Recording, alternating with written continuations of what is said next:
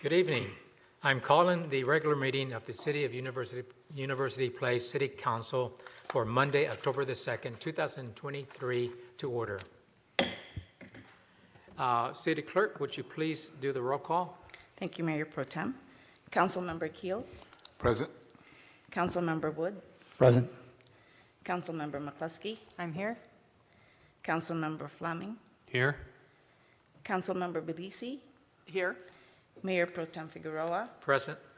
Mayor Worthington is excused tonight. Mayor, you have a quorum. Thank you. Councilmember Wood, would you lead us in the Pledge of Allegiance? Everyone, please rise and join me. I pledge allegiance to the flag of the United States of America and to the republic for which it stands, one nation, under God, indivisible, with liberty and justice for all.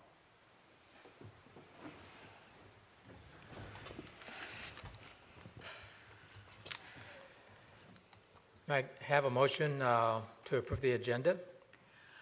I'd like to make a motion to approve the agenda, but I'd like to make an amendment that we remove item number 10, the discussion on the state building code amendments from the agenda.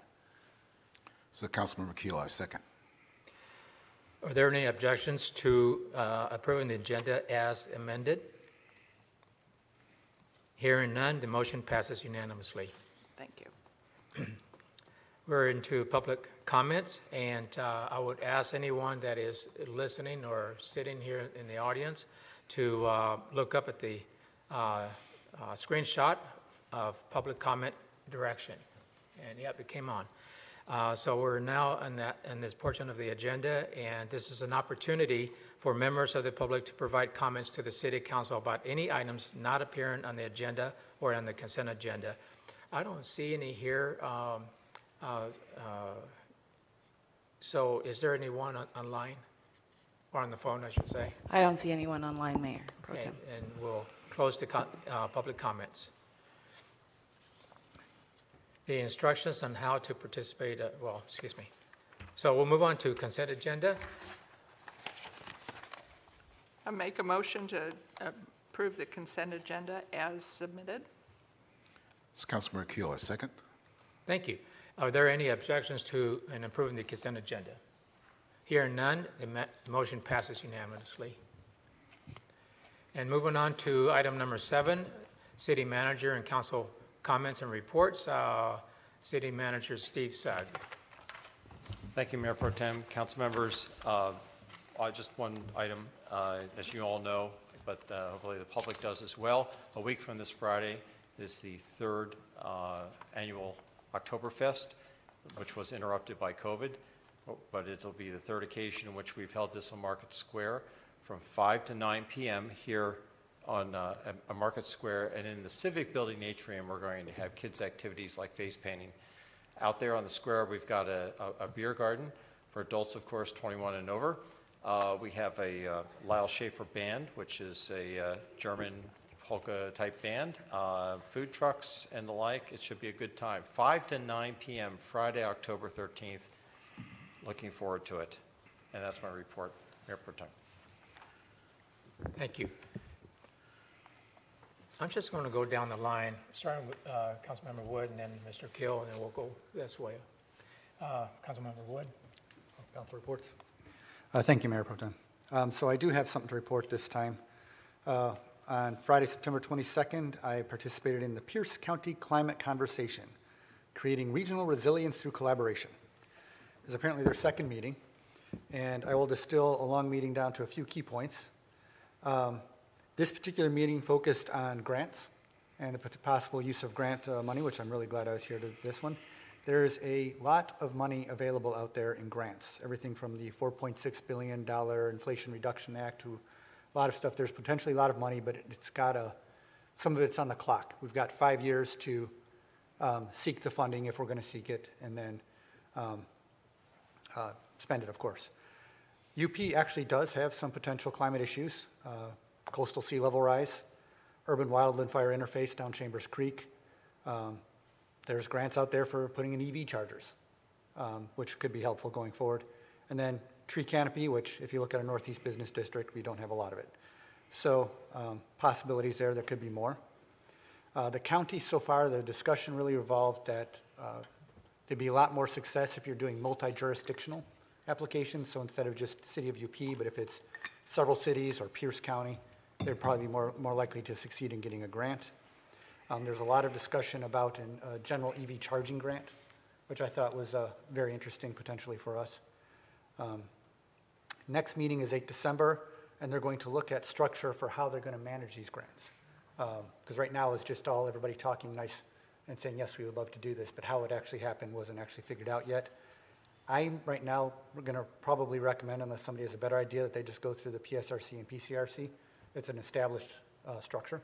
Instead of creating a whole new structure to figure this out, why don't we use existing one? But that's my current thought. But I'm open to a different thought if anybody has some good ideas. Key part for the city, though, is that they want to see the city have a climate action plan or a climate component of their comprehensive plan. If you don't have that, it makes you a lot less likely to get a grant.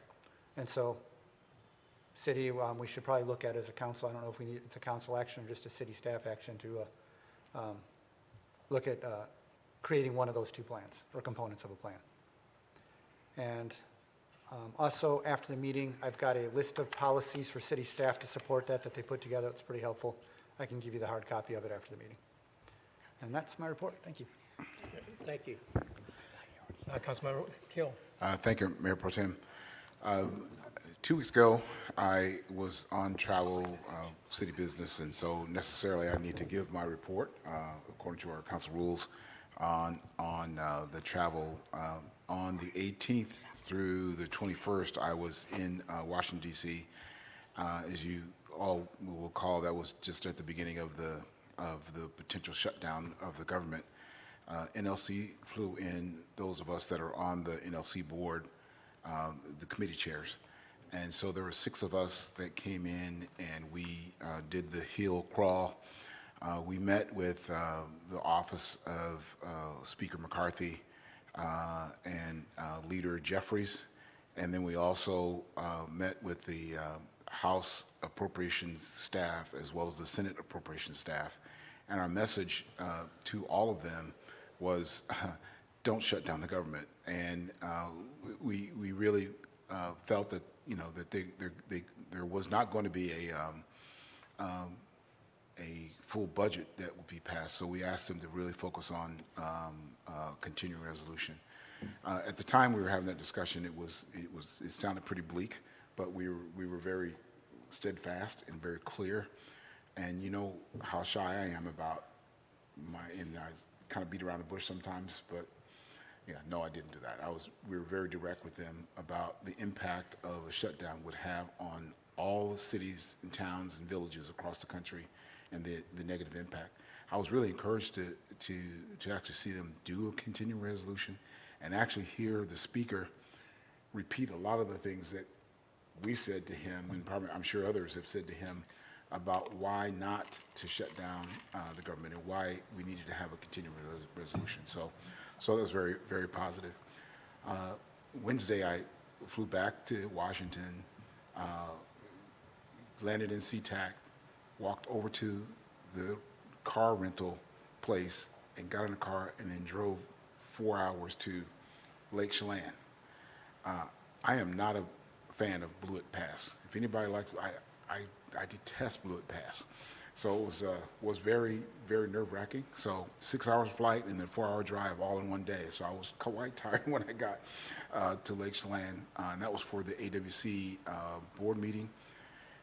That was very interesting and fruitful. I think that the board, internally we had a lot of topics to discuss about how we're going to govern ourselves. If you've been paying attention, there's a lot of new board members now on the AWC board. And so there was that whole storming, norming, performing thing that we kind of went through with all of that. And I think that was very positive.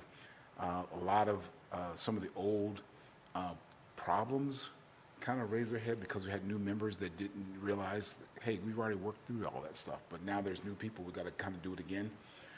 It was things around, large cities versus small cities, rural versus urban, east versus west. So we just did a lot of that all over again. I think we got through some of that, and some people really kind of now know where we need to go. And I think that's starting to get smoothed over. There's some more meetings that have to happen to get that done again, because we got new members. The next day, we started talking about the strategic plan. In 2018, AWC board did a very comprehensive strategic plan, one that we've been using going forward. This year, we didn't redo the plan, we just updated it, so small little things here and there. I think the biggest takeaway from this meeting was a discussion around how staff works with the state legislature, and how staff, as they represent us as cities, to the legislature. In that last 2018 strategic plan, we were very clear with staff that we wanted them to work for us in holding the legislature accountable for what they did and what they didn't do. Whereas before, it was, they all live in Olympia, they're all down there, they all know each other. It was really not something that, at least I felt, and I think a lot of people on the board felt, that the staff was really working on our behalf, right? They kind of let stuff slide. And so in 18, we're like, no, we need you to be really forceful about what we want. And that played out this last year when you saw housing.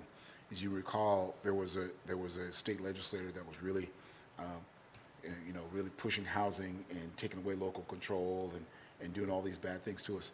And we held staff to feet to the fire, saying, no, you need to stand up for us. And although we didn't get everything we needed and wanted, but it wasn't as bad as what they thought.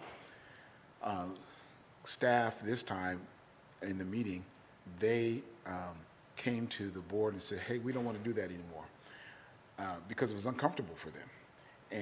And those of us on the board were like, no, that's your job, is to represent us and not let the legislature get away with, doing stuff to us that we don't like. And so we had a very robust conversation about that. I don't think it's done, because staff still, I think, wants to dig their heels in and not do in my opinion, not do their job. And so as I cycle off the AWC board, I would encourage you guys to really dig into AWC. So, really step up and be a part of AWC, so that you can make sure that AWC continues to represent all 281 cities and towns. Because my feeling is that without people on the board that's going to really word it and help them see, it's going to go back to something that I don't like, and something that is not going to be standing up for us. So it was a good meeting, but it was a tiring meeting, and I'm glad to be over, and I'm glad to be back home. So that's it. Thank you. Thank you, Councilmember Kill, and thank you for your high level of participation on behalf of the city. I know the time it takes away from everything else, and exhaustion that happens, so thank you. Councilmember Fleming? Thank you, Mr. Mayor Pro Tem. I have nothing to report tonight. Thank you. Okay. Councilmember McCluskey? Mayor Pro Tem, I have nothing to report tonight. Okay. Councilmember, I'm going black here. McCluskey. No, I was thinking about 13 years. Worthington saying that. I said, I'm not going to do that to her. And then I forgot Bellisi.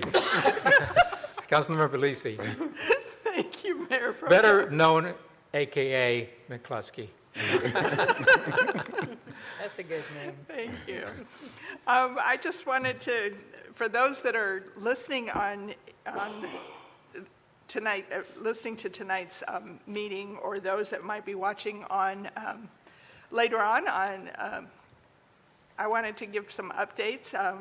A reminder that on Wednesday, October 4th, from 10 to noon is Coffee with Our Cops.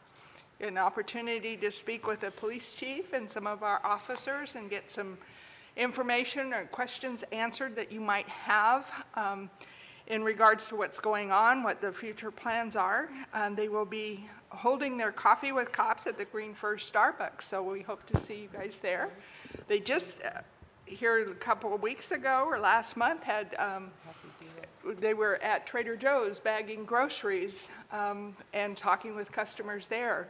And I've gotten nothing but glowing reviews from all of the staff there. They were very happy to host our police officers during that event. So expect to see them out and about doing these encounters or and providing opportunities to get to know our police officers on a personal level and to get your crime information from the horse's mouth, so to speak. So please, if you are in Green First between noon or between 10 and noon on Wednesday, stop by Green First and say hi. Also along the lines of events, this Saturday at 7 p.m. in the Atrium, Dance Theater Northwest, that is celebrating its 35th year in University Place, will be holding a free dance recital. So I hope all of our council members can show up and support this wonderful organization and see a wonderful group of young adults and children performing their hearts out. They've always done an astounding job when they have performed. And again, this is a free event, so please mark your calendars and support Dance Theater Northwest. Also, I just want to brag on myself for a change. I spent 3 weeks in September, from September 5th through the 23rd, attending West Pierce's Community Emergency Response Team training. And I am now a certified CERT team member. I signed up for the class just to gain information and have come away with a greater understanding of what we have to look forward to should we have either a major emergency or a natural event in our community, and how we will realistically be relying on each other as neighbors before we can expect to see our first responders. So this training gives you the basis of what you need to do to survive on your own for a few days. You get first aid, emergency first aid, you get an understanding of triaging your neighborhood, what kind of information the FEMA team or the first responders are going to need when they arrive at the scene. And so you can be better prepared and understand what is entailed in the emergency response. It's like I said, it's a free event. They do it through FEMA. They hold these trainings, I believe, 3 or 4 times a year, and then in addition offer extra training opportunities for those team members to participate. In fact, on Wednesday, they're doing the earthquake shakeout, so you get to practice some of your drills. If you are really into it, which I am right now, you can be involved in being called up should an emergency happen and they need additional hands to help with that training. But in the meantime, I've got a better understanding of expectations, how to handle things, and have the first aid training I need to ensure that my family and my immediate neighbors are taken care of in that situation. I would like to also suggest that maybe we ask West Pierce to come and give a brief presentation to our community through the council, because we have been talking about our emergency responsiveness and have the plan in place, and I think this is just one element of it that the community needs to understand and have an opportunity to participate if they have that chance. It was 3 weeks, 2 nights per week, 3 hours a night for the training, and it really was an excellent training. And you get a nice little green backpack, a helmet, and a vest, so when you do go out, you are fully in uniform at it. But again, it's something I think that our community members should be aware of and be prepared, because we will be on our own should we have a major earthquake. But there are other major incidences where you might be a part of it that you need to lift a hand for. A major car accident, a fire, major illnesses in the neighborhood or a hazardous event or something. So just having that information and understanding of where to go, I think is important. So, thank you. Thank you. That was very nice. And I see a future Public Safety Commissioner chair.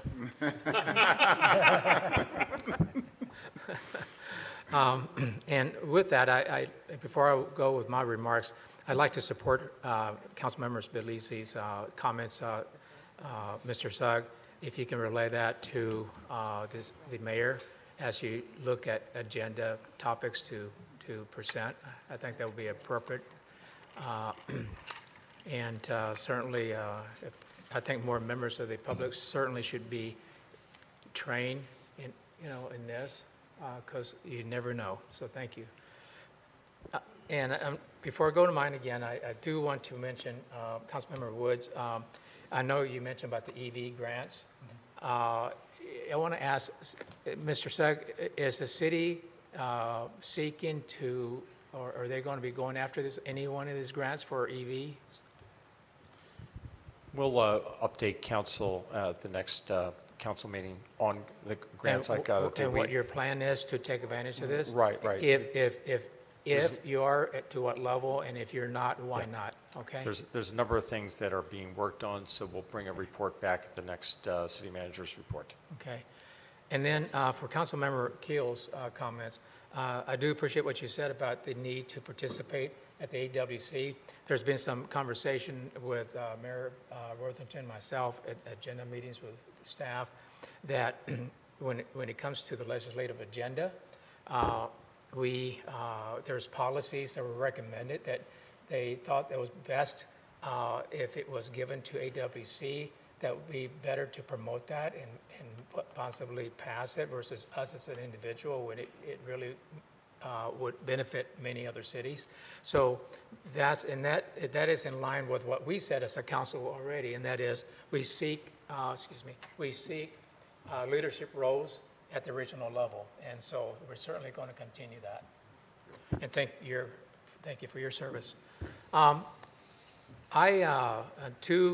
major two roles is, of course, the PCRC, and we met this just a couple weeks ago, and the major, it's just normal operating procedures, but the major one is, of course, the work group that I'm working on and chairing. We did present the recommendations to the PCRC, and it went well, but we ran out of time, and it's been brought back to complete the vote this October's meeting later on, and they will take a vote on some of these measures, and 3 of them will impact us quite a bit. So I thank Jack for all his help, certainly in the comments that we needed to give, and I appreciate Councilmember McCluskey's role in making sure those comments were read and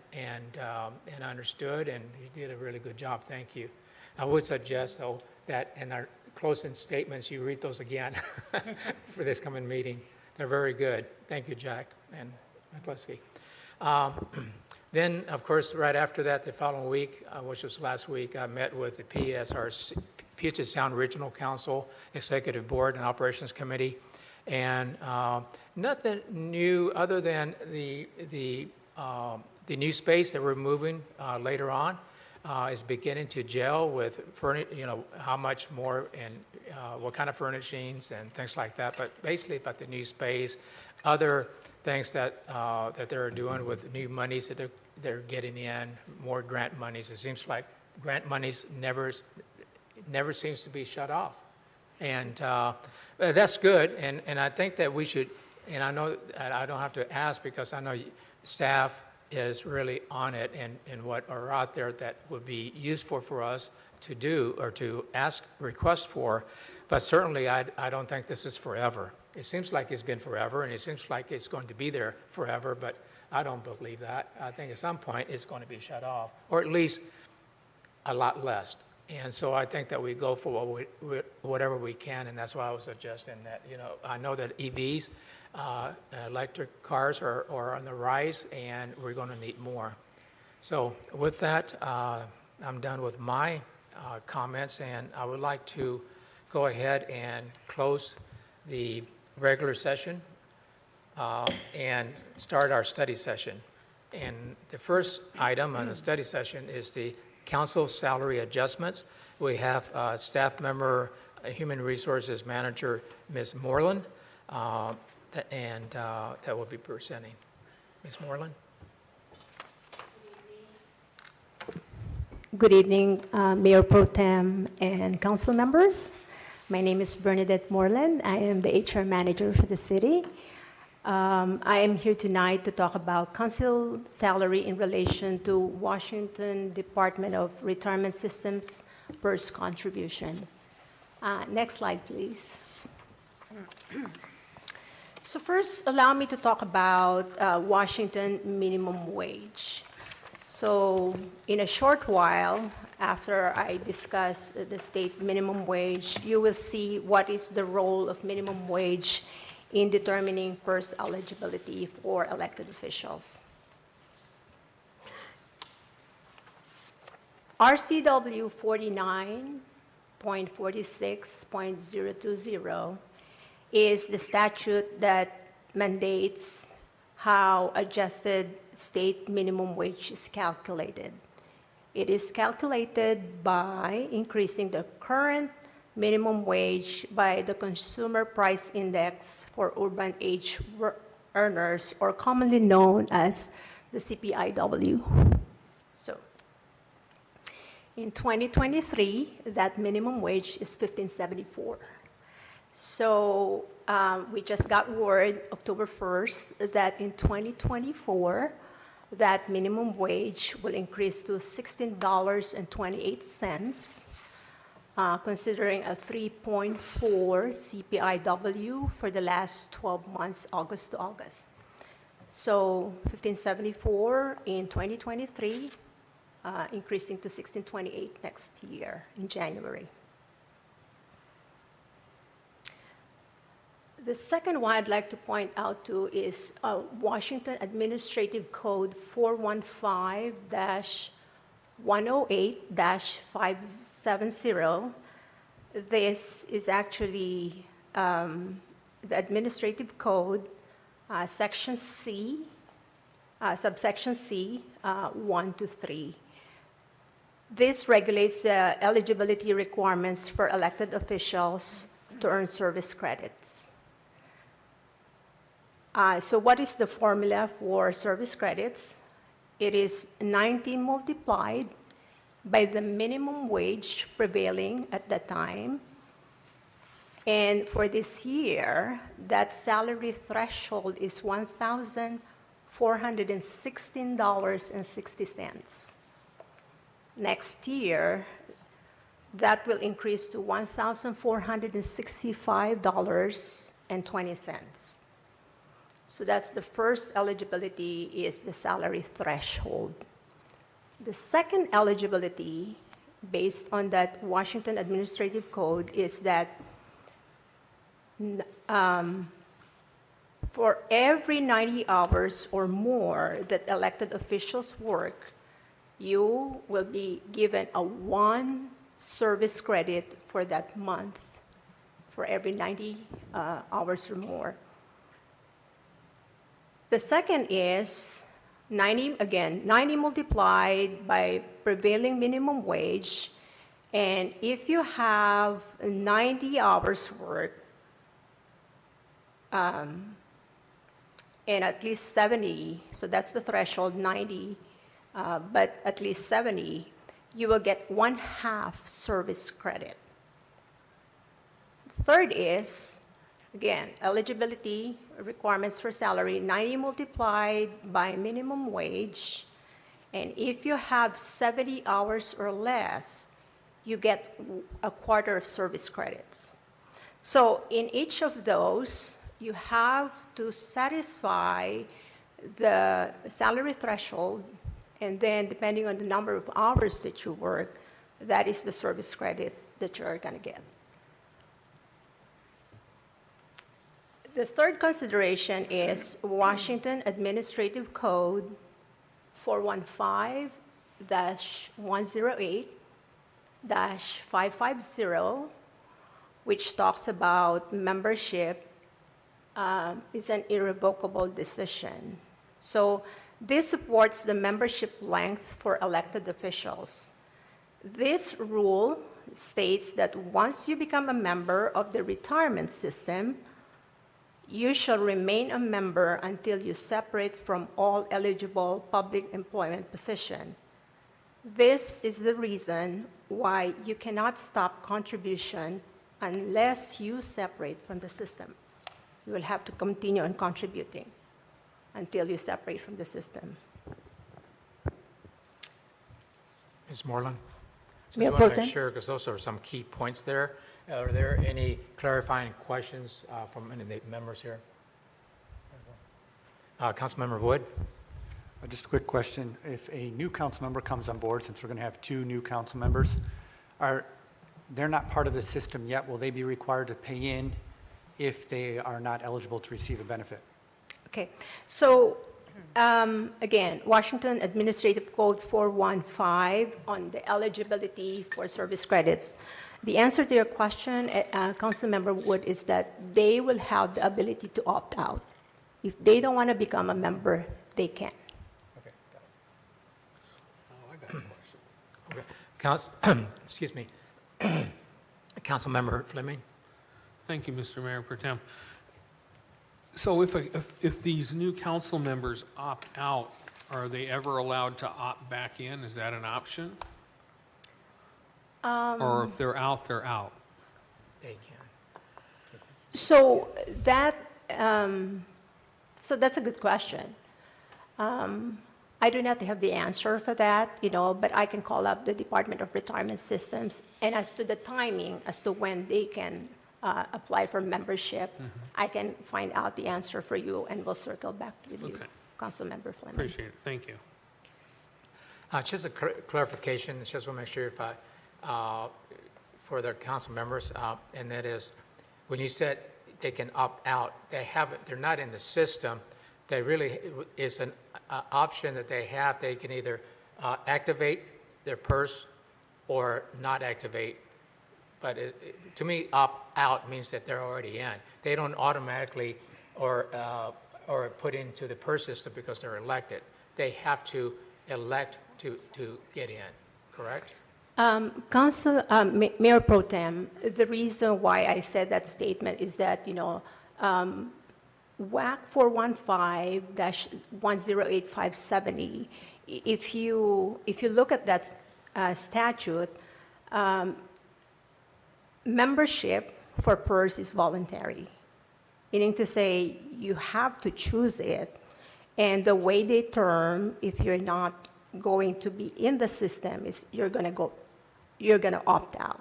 So that's how it's worded. So I'm just going by the word that the statute is written. Okay, fine. Councilmember Gill. Thank you, Mayor Pro Tem. Thank you for the presentation so far. Just so for clarity, I heard you say that once you're in, then you have to continue to pay unless you separate.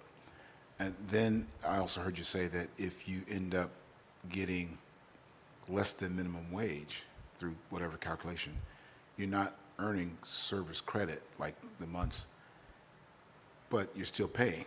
That is correct. So how do you access the money that you're paying into? And because PERS is for retirement. That's why people join, right? So they can get a retirement and a pension, after they're done.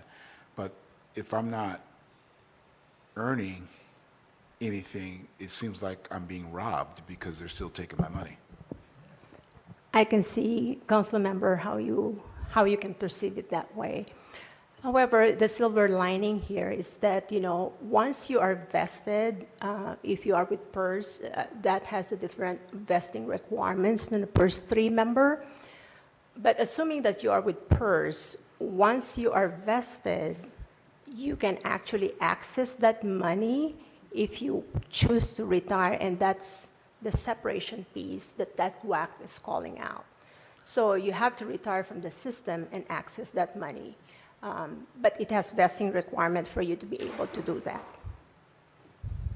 Yeah, I guess there's a lot more detail, I guess, behind all Yes. that. But just from a normal retirement standpoint, there's an age, and then there's a number of years of service, and then Correct. there's how much salary you had, and Correct. all that goes into the calculation. That is correct. And if I'm below minimum wage and I'm not getting the service credit, seems like that whole calculation process is goofed up now, and I'm not, and a person wouldn't be whole because they're not getting a big piece of that. Okay. So I will start by saying that for you to be able to retire, it has the age requirement. So for a full retirement, you've got to be age 65 and 30 years of service credit. Now, if you are below that age threshold, you still can retire. But again, as I've said, you have to be vested. So what does that mean? So how is your pension calculated? So it's 2%, multiply by the number of service credit that you have, multiply by your average final compensation, which is any 5 consecutive years, the highest 5 consecutive years within your career. So if you have met those, you have the ability to retire from the system. So again, you can retire, a full retirement, or you can simply retire from the system, but not that full retirement benefit. Yeah, got Hopefully that helps. it. Yeah, that's clarity. I'll have some other questions as they go, but that's good for clarity right now. We'll Thank have you. the discussion. Yeah. Anyone else? Okay. I do want to just add for clarification on this point, and that is that I think part of the point that I was hearing is if somebody had not been vested yet and they had joined and their salaries changed where it doesn't meet that threshold, the monies that they paid in they have to continue to pay in, but does not get any service credits. And at the end, when they actually leave the city, they can ask for those monies that have been in some savings account at a certain percentage, and that's what they get. They don't get the pension part benefit. Okay, that's my understanding, correct? That is correct, Okay. Mayor Pro Tem. So with that, go right ahead. Thank you. Next slide, please. So let's examine a little more closely the current status of council member compensation versus the PERS requirement. So currently, if you're a UP City Council member, your monthly compensation is $1,408 per month. So considering what I've said earlier, that there's a salary threshold that is required to get a PERS service credit for the month, council might consider changing that compensation to meet PERS service requirement for the next election cycle, assuming that there's a 4% inflation factor. So that amount is $1,783, increasing it from $1,408 for council members. That 4% inflationary factor is very conservative. We don't know what is in the horizon as far as inflationary factors are concerned. But our hope is that with that particular increase, it's going to take you at least to the next election cycle. So that is our hope. So if we increase council member salary to $1,783, that will bring the mayor pro tem salary to $1,926, and the mayor will be getting $2,080. assuming that there's a uniform 8% differential between those two classifications.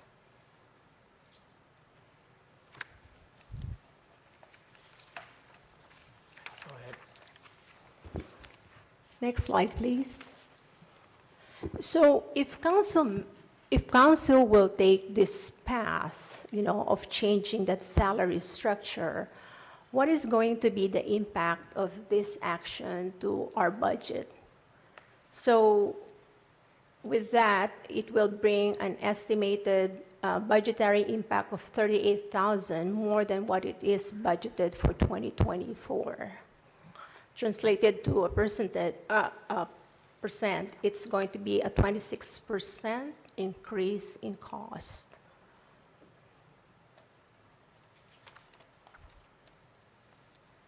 Very good. Any question? Next slide, please. So what are the options for council consideration at this point, given those data?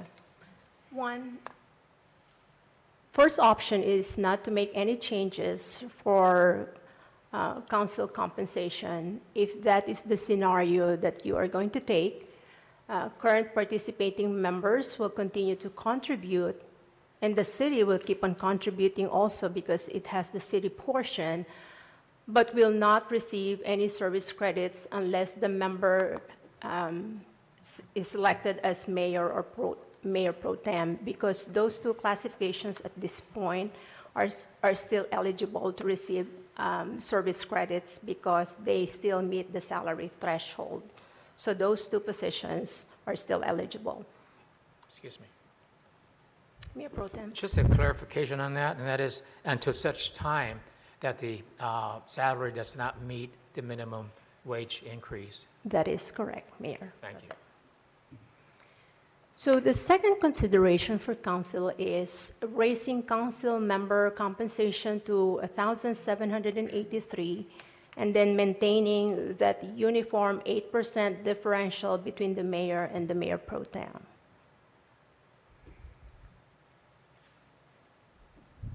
Go ahead.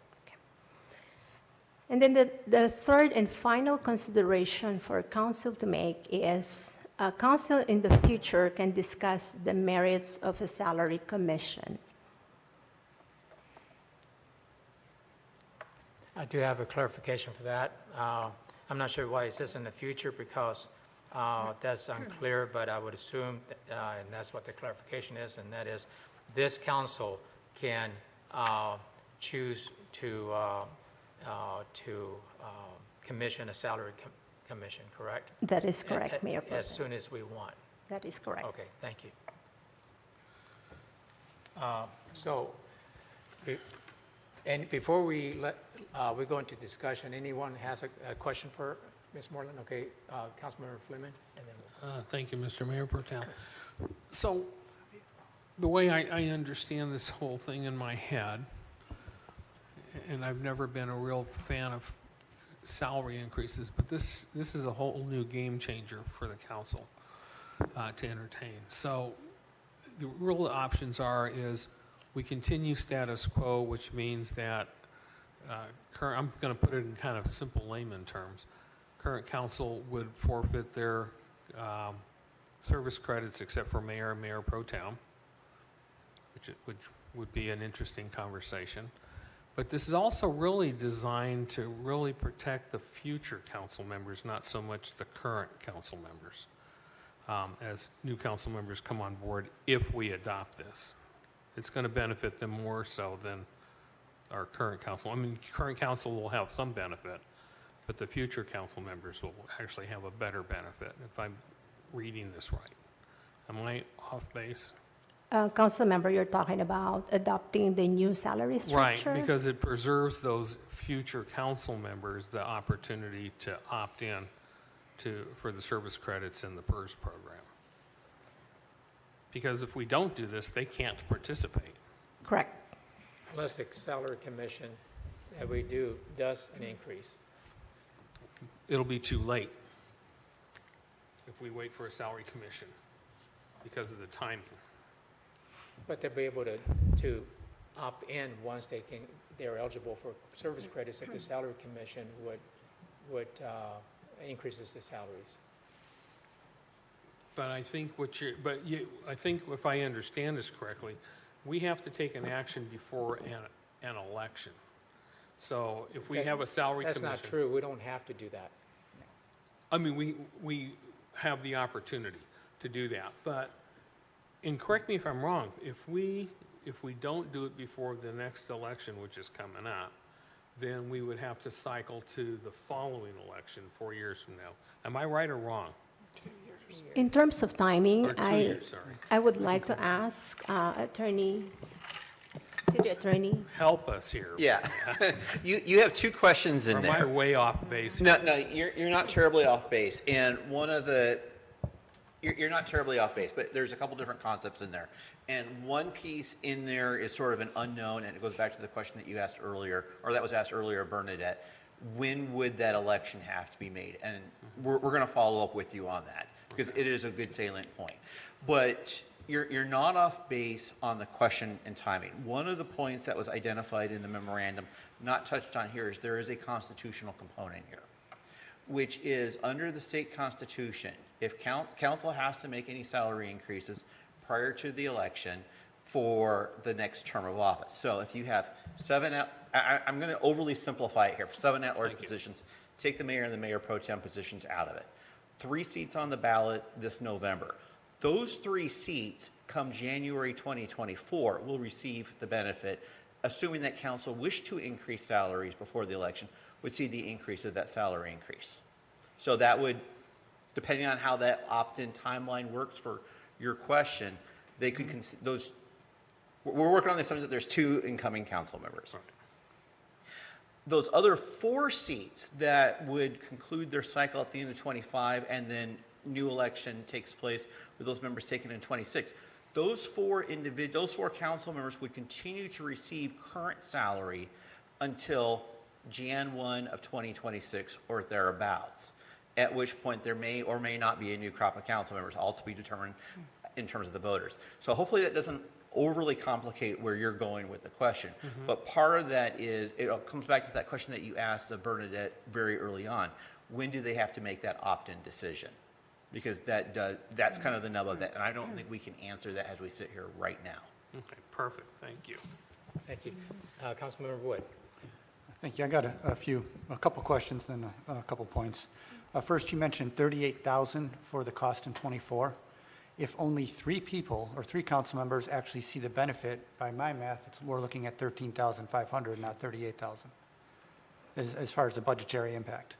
If somebody can correct me, I'm all for that, but that's what I'm seeing right now, doing rough calculator math. So, That is possible, Okay. Councilmember Wood, so the factors that you have to consider there is the 7.5% that council members are contributing to a 457, and then the increasing cost for the PERS contribution from the city, which is 9.33%. okay, so there'd be an expanded cost, but Correct. I'd like to know then if that 38 applies to all 7, or if it just applies to just the 3 who would be elected after this term. And then clarify for me, if we talk about a salary commission at some point, whether now or in the future, if a salary commission is implemented, their decision takes effect immediately for all council members once they make that decision, correct? Generally correct. Generally, if it is, please.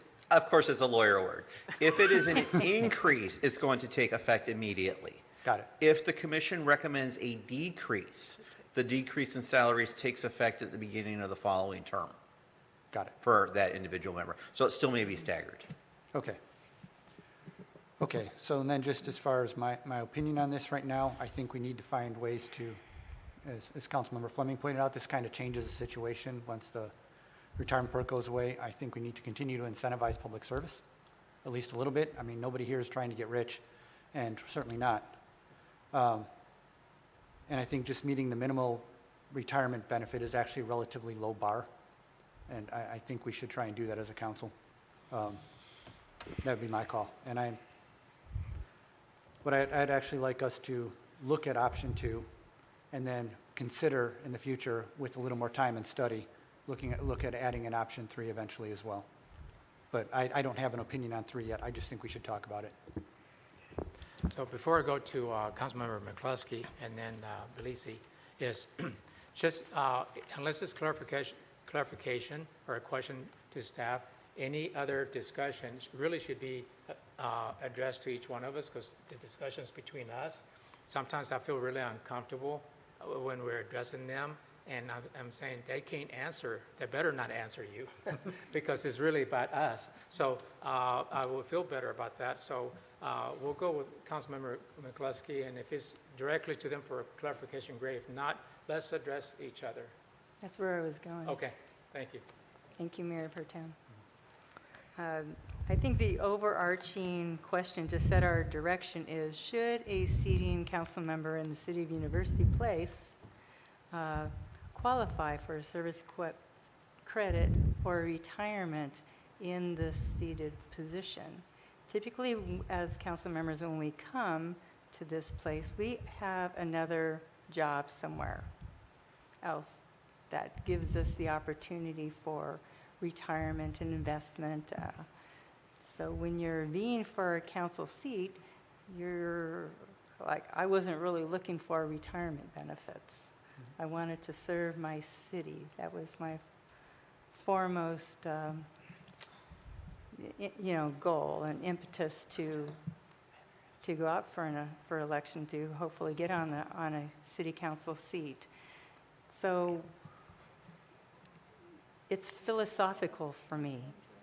So do we honor ourselves with the opportunity to invest, or is it more of a public service position, not with any other fringe rewards or benefits, except the goals of making our city better as a sitting council member? I think that's the overarching question that the council needs to ask itself. Once we decide that, yes, we as a sitting council member should have the opportunity to invest, then it's a whole different trajectory. It's pretty much solves the problem, solves itself. We go for the 8% increase, and maybe setting up a salary commission to answer that question. I think I would like to hear from the citizens, would they approve of a council member getting a perk of the council seat for the investment in a PERS with a service credit attached to it? And if the salary commission says, yes, we should reward our council members with something, and then I would feel more comfortable going forward with the 8% increase. For right now, I'm not really comfortable. I think we are paid pretty well for what we do in the cross comparisons. So for me to feel good about the vote to increase my salary at this point in time, I really don't have any justification to do that, unless I get further direction from the citizens at large who pay our salary, if they would like us to do that. So I think the salary commission might be the best option for us, so that we could hear from our citizens that they would like a seated council member to get a perk other than just the privilege to serve them on a city council seat. Thank you. Councilmember Belisi. Thank you, Councilmember McCluskey, for your well-spoken thoughts. I'm equally in that mindset. First off, in order to get vested, if you're over 55 when you join the system, you have 5 years. Our terms are 4. It's 10 years if you're under the age of 55, so you need to serve a minimum of 3 terms before you even reap the benefits, and you're paying into it. I don't know that I have objected to elected positions receiving PERS. You guys are well aware that I'm not a fan of salary increases. I think this is payback to the citizens. Some compensation is needed. But I do have a question, Ms. Moreland. You mentioned 70 hours versus 90 for partial PERS credit. Our current salaries would be eligible for a half a credit. So to that, council member, so each one of those have always a qualifying salary threshold. So you've got to meet the salary threshold and the number of hours. If it's 90 or at least 70, you get one half. But you still have that piece of that salary threshold. But at 70 hours at the minimum wage, it's only 1,100 that is needed for half a credit. We are not full-time positions here. We are part-time positions. Correct. So the salary threshold does not change whether you are part-time or full-time elected officials. It's always standard. All of those, whether one service credit, half service credit, or a quarter service credit, It's based to on a meet full-time. $1,416. Well, that's if it's based on full-time, that's something the state legislature needs to address, because the majority of city councils, with the exception of Tacoma and Seattle, the bigger cities, are part-time positions. They are not, by any stretch of the imagination, a full-time position. But I am not a fan of adjusting our salaries. We're just getting to the point where we got our budget balanced. We're trying to go and make sure that our citizens' needs are taken care of. Public safety is being addressed. We're, looking at fee increases for SWIM potentially, and for our transportation benefit district, for road infrastructure, and then we just kind of slide in this increase in salaries. What's being discussed will take us through 2 years, and we're going to have to discuss it again, because inflation keeps going up, and this is not I've survived for the 13 years on the salary that I was surprised to find out I had when I was appointed to this position. PERS was not something that was in my frame of reference. I did not join the PERS system till after I got employed by Pierce County, and then I back paid to get the service credits because I was already part of the system for my first year on the council.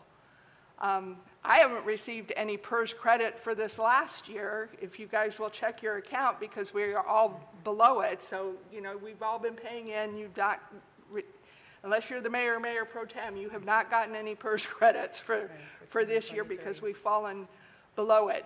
Nobody was concerned then. So obviously those of us that are participating in it weren't aware of it. And I don't think it should be the forefront of what we offer our citizens. Say, hey, we want to increase fees, we need road infrastructure. But by the way, we get this salary increase to line our pockets, which we're accused of doing, so we can have a retirement in there from our taxpayers. So I'm not a fan. As far as the salary commission, it does warrant some further discussion. However, I'd like to know how many salary commissions we have across the state and how many of them have actually turned to decrease salaries. I'm not aware of maybe one or two. The majority of them end up coming through with pay increases, and to me it's a backhanded way to as politicians to wash our hands of it and say, it wasn't me that did it, somebody else gave me a pay increase. If we're not willing to stand up for it and justify why we need a pay increase, a salary commission is not the way to do it as far as I'm concerned, because it's just a way to get more money into our pocket without having our public aware of what's going on. And we are striving hard to tell our citizens that our budget is balanced, that we have their needs in mind, and we want to turn around and further deceive our citizens. I don't think it makes a good statement. It's not open and honest. And it's going to have to be done again unless we have legislation that says, as the increases as the minimum wage goes up, so too does our salary, in which case we're talking more money out of the general fund to pay for it. It's only 38 right now, but eventually it'll be 50, then it'll be 60 grand, it'll be 100 grand, and that's money that could be spent directly for our citizens. So that's my opinion on it. Thank you, Ms. Bilizzi. I haven't heard from Kent and myself, so I'll let Kent take if you have some words. Yeah, thank you, Mayor Pro Tem. I think that this is just yet another problem that the state legislature and those in Olympia have created and done in a half-baked manner. Now, my grandfather would say something else, but I cleaned it up. Half something, right, manner, without looking at the ramifications. And so the fact that they're basing everything on a full-time, basis when most councils are half-time is just the first point of how this calculation is all off and all wrong and causing us to be in the place that we're in right now. I've got a bunch of more comments, but before I say that, I want to say that whatever we do going forward is not going to impact me in a positive way. I mean, as you all know, after this year, I'm done. And nothing we do is going to benefit me personally. But what we've done already is going to be a detriment to me personally. Okay. I think that as council members, we do real work, albeit we, like you all. I mean, I got on this council when I ran because I wanted to give something back to the community. I mean, that's been my focus. I hope that over the 12 years I've been on here, I've demonstrated that focus in everything that I've done. So that is the real reason why, and the main reason why I got on this council. At the same time, it's real work, and it's nice to get some compensation for it. Again, it's minimum wage. It's been minimum wage. I haven't made minimum wage since I was 15 years old, and now I'm making minimum wage again. So I wasn't really complaining about that, and it was fine. But the other benefit for me, and everyone's situation is different. For me and my family, I'm in PERS 2. I've been in PERS 2 in my full-time jobs, and as a main provider for my family, I've got to pay attention to what I'm doing for my family. And at some point in time, I want to retire and I want to have an income so I can take care of my family. And just like everyone in this room is doing, and another thing that everyone in this room is doing is that they are getting paid and getting a salary from the public's taxpayer, the taxes that everyone in the public's paying. Everyone in this room is getting that. Okay, it isn't just the council getting a salary from the taxpayer. Everyone in this room that's an employee is getting salary and retirement from the taxpayer. So why wouldn't we get the piece that we're doing from the same thing? That's not to say that I am an advocate for a raise. I've never been an advocate for the raise because what we were getting in the past was adequate. We were at minimum wage, we were doing the work, and we were getting the credit.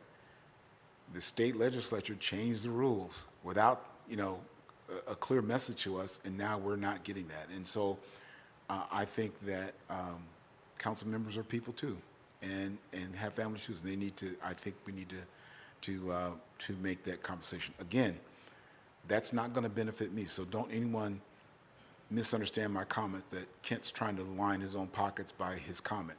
These comments are not going to help Kent. They're going to help the next council, going forward. So I think we need to look at that. I would say this too. No one at this dais has put in more hours in this job than me. You may have put as many, but you didn't put more.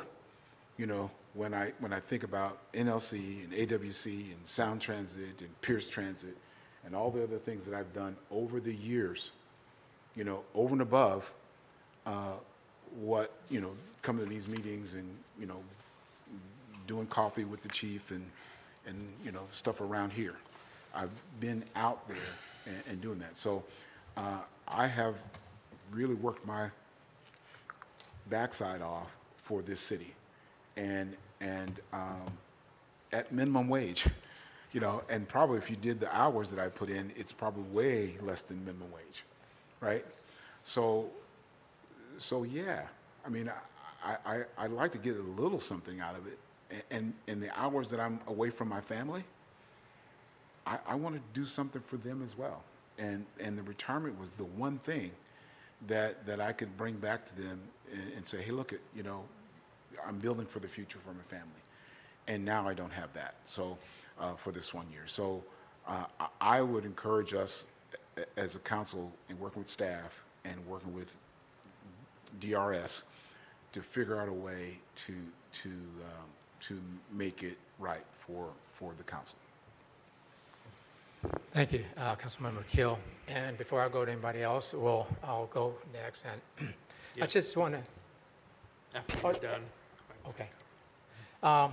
Just to be clear, along with Councilmember Keel, that is, some members may feel that they're being deceitful by having this conversation or lying in their pockets. Let me be real clear. I'm not lying in my pocket. I'm not doing this to line my pockets in any way, shape, or form, nor by bringing it up as we are here, are we being deceitful to the public in any way, shape, or form. Now, if you feel that way, that's personal, but I certainly do not feel that way.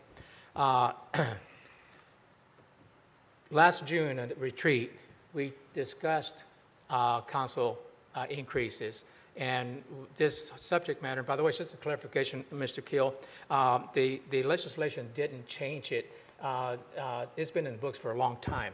It's just happened that our salary went below minimum wage. Thank you. So, and that's point number one. And when I think it was Councilmember Wood and myself that were trying to have a conversation about this, and it was pretty much shut because it's an uncomfortable conversation. I don't feel it's uncomfortable. It's just part of what we do anywhere in any organization, whether it's nonprofit, profit, government, whatever. It's always about compensation one way or another, or a benefit of some sort. I always thought that we were, after the last pay increase was back before I got elected in 2010. It's been 23 years. And so I thought I had not done the math, and I didn't know about this minimum wage that the legislators had. And I wish the staff would have said something to us, and we brought this up. Says, by the way, guys, this year you're not making minimum wage. You may want to discuss that a little bit further at this retreat. But we didn't. And for me to think that, and I don't, this is a big deal around the country. You try to pay somebody minimum wage, whether they're part-time, any hours, 1/4 time, 3/4 time.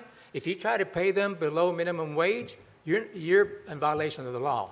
That's right. Okay, it doesn't matter if you're the garbage collector or you're the government. I mean, you have to pay that amount. And just because we're elected officials doesn't mean that we're any less a society than anybody else. There's no way I will ever allow anybody to tell me that I'm any less than anybody else when it comes to what we provide in this. And it's not just all for public good. I provide a service. I ran to provide a service to this community. And so, but to think that to get paid less than minimum wage, it's outrageous. So that's number one. It's not about the service. Let's take the service credits away. But to even think that we should accept less than minimum wage when it's not acceptable in society anywhere, even to teenagers going at McDonald's. You can't pay them that, period. And look what we do. the decisions we make, I think that at a minimum, we should be making minimum wage. And there's nothing wrong to having a benefit. Some people here make it sound like it's an evil thing to do. It's not an evil thing. It's just part of living and part of society, part of organizational structure. It's part of making sure that you attract talent. We talk about, bonuses and recruitment bonuses and hiring bonuses and vacation and all kinds of goodies out there, even in the public sector. And this retirement credits or service credits have been in the books for a very long time. Well before any of us came along. And so many council members not only have benefited from them, and there's a reason, but also other council members throughout this state will continue to benefit from them. And to think that any city that allows their council members get less benefit than other council members, they don't think highly of those council members, and I think that's just plain wrong. I think that the service credits are just another benefit that is part of government, is part of society, as saying this is what, for being part of this organization and providing a service, this is what you get. And there is nothing wrong with getting a service credit. If you think you're getting too much because you really want to do it for public service, then don't take it. Give it back. Don't take it. If you don't like the raise, give it back to the city. It's a donation. You have that right to do that. And you should, if you're really compelled to. I'm not compelled to. I think the service that I provide, and then maybe this is individual about what Mr. Kent said, and that is, think about what you did for the city and whether that's worth of what I'm debating about. I feel like I deserve it. The hours I put in, the conversations and the trips and the hard conversations I had, not only with this council, citizens in this city that bombard me with hard questions that I have to stand up to with the city staff and other regional members that I work with.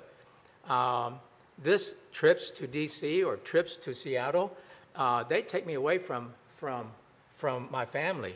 They take me from the things that I need to do personally. It takes me away from my health that I need to take care of. So I do provide a lot to make sure that the city gets the best it can get.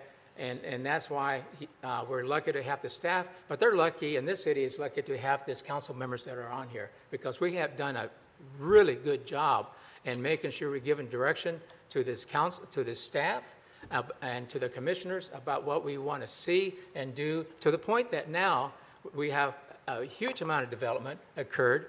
We have hundreds of millions of dollars still in the books to be happening in this city, and we have reserves beyond what we ever thought, and in fund balance that allows us to do more for our citizens. That didn't happen because we were asleep at the wheel here. Right. That was some hard decisions.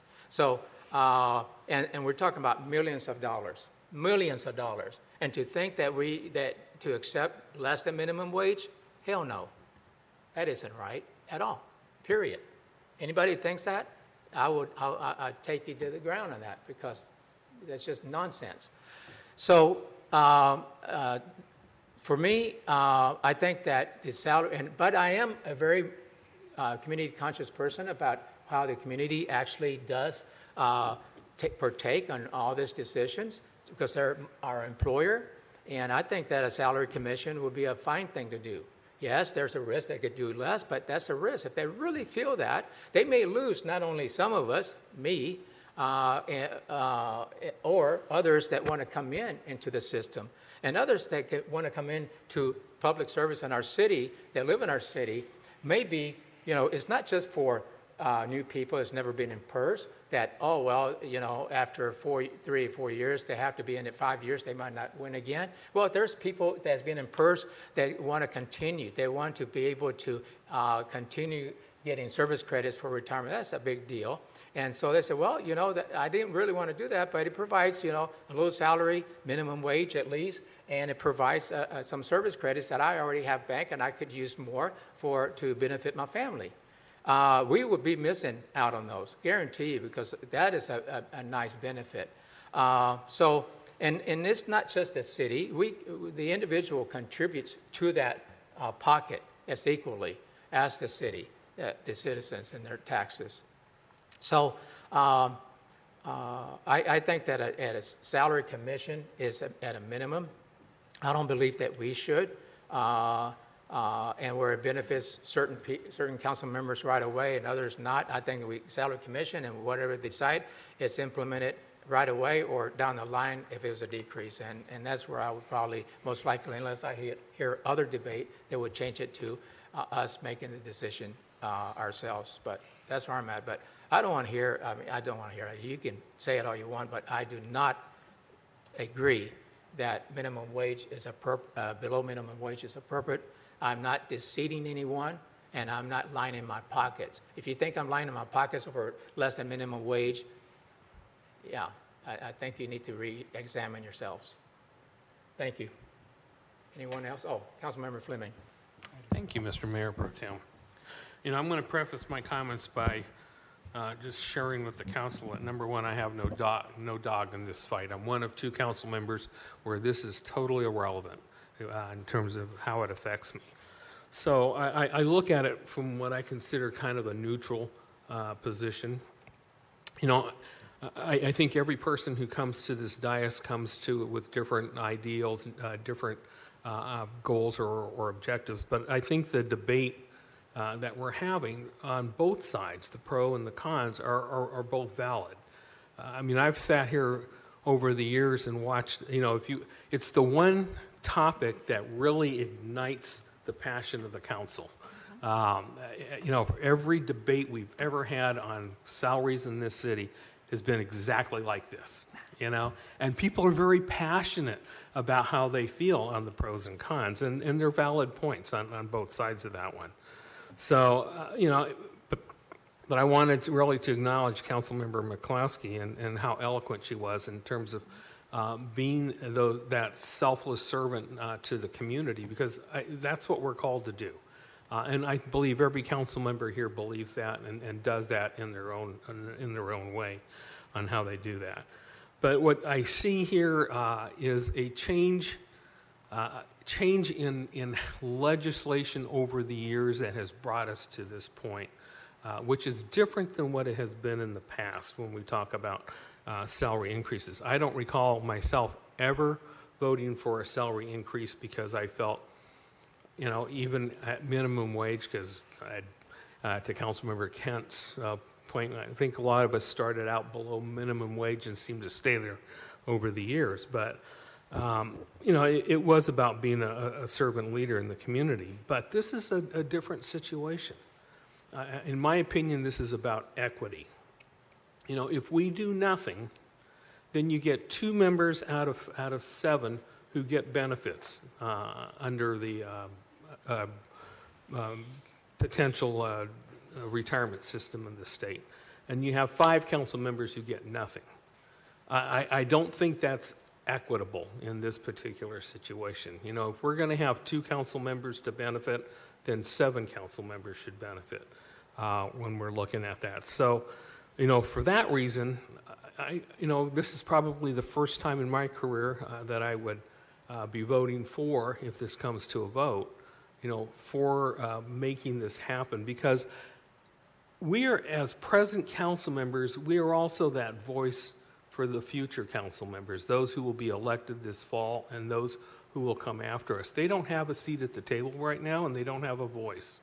So it really is up to us to determine, are we looking out for ourselves, or are we looking out for the future of this council, of future council members, not ourselves necessarily? You know, the last thing I want to talk about is salary commissions, because that has come up more times than I can remember over the years about a salary commission. And to someone who made the point earlier, the reason why it has always been rejected is because the belief of the council has been, if we are bold enough to believe that a salary increase is warranted for all the reasons that we've talked about, then we should step up to the plate and do that and not absolve ourselves to a commission so we can wash our hands of it and say, well, you know, it was the commission that did that, not us. You know, we need to be, I hate this, well, I don't like the term, but I'll use it, men and women, to just say, hey, we either believe this or we don't believe it. The other reason why the salary commission has been rejected over the years is because there's never been a salary commission that anyone could recall that ever said, don't do it. That's right. You know, they always will support that because they're good-natured people. So for those reasons, I still stand pretty firm on I am not in favor of a salary commission. If we believe, for all the reasons we've talked about tonight, that we deserve that because of the merit of the work and everything that's done, then do it. If you don't believe in it, then don't. But you know, let's not kind of take the cheap way out by saying, well, let's have somebody else make that decision for us on that one. So anyhow, those are my comments, and like I said, I've got nothing to gain out of this particular piece of legislation. It won't benefit me one iota, but I think it will benefit other council members, and we have an obligation, not just to look out for ourselves sometimes, but look out for everyone that we work with and those that will come behind us. So those are my remarks. Caroline. No, well, Councilmember Wood raised his hand, and then, Okay. I'll be quick, just a couple points I want to make. First, I've been sitting here trying not to be offended, so I'm going to hope that a comment that was made earlier wasn't intended to be that way. But the implication, the philosophical difference, well, this is either about compensation or about public service.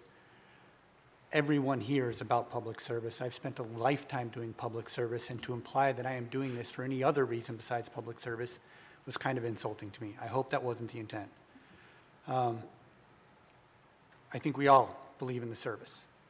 Now we're just going to talk about what do we consider fair compensation for the folks who do it, number one.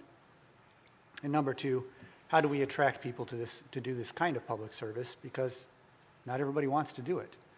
And the one thing I think of is if we take away the possibility of a retirement plan, you are restricting, I won't say restricting, but you're certainly making it a more exclusive position to people who have retirement plans. And there's a lot of people out here, good citizens of our community, who want to be publicly involved, who don't have an effective retirement plan or don't have a very good one.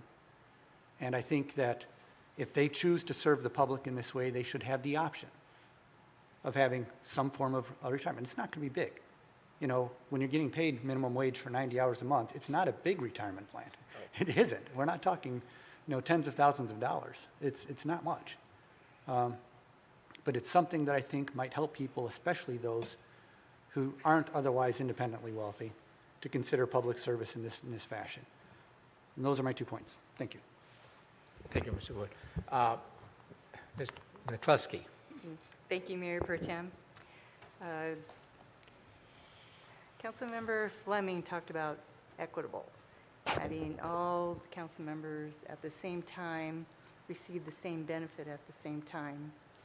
From my understanding, that's the salary commission is the only way to do it because of the timing of that.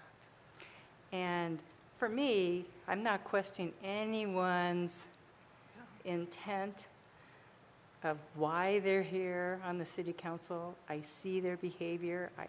I know where they come from, and each and individually, we know in our hearts why we're here. That is not what I'm questioning at all. What I am questioning is, should a seated council member receive benefits for this public service that we do, ancillary of our regular jobs and the choices that we make on the dais as to how we spend our time and what we do with it. I think that is a personal council member decision as well. And the citizens, they should make that decision whether they want to pay any extra into it. They should make the decision whether the UP City Council member, as the elected, that's different than a than a staff person. That's a big divide, for me anyway, on the reasons why one works as a staff and one comes into an elected office. I would like the citizens to say, and it may be that salary commissions are kind-hearted and will look at all the facts, the comparisons, in a non-judgmental way and say, hey, you know what? Our elected officials should have this benefit. And others will look at it in a different way with all their good intentions and focusing and saying, you know what? They should not, but maybe there should be a COLA increase into their salary range.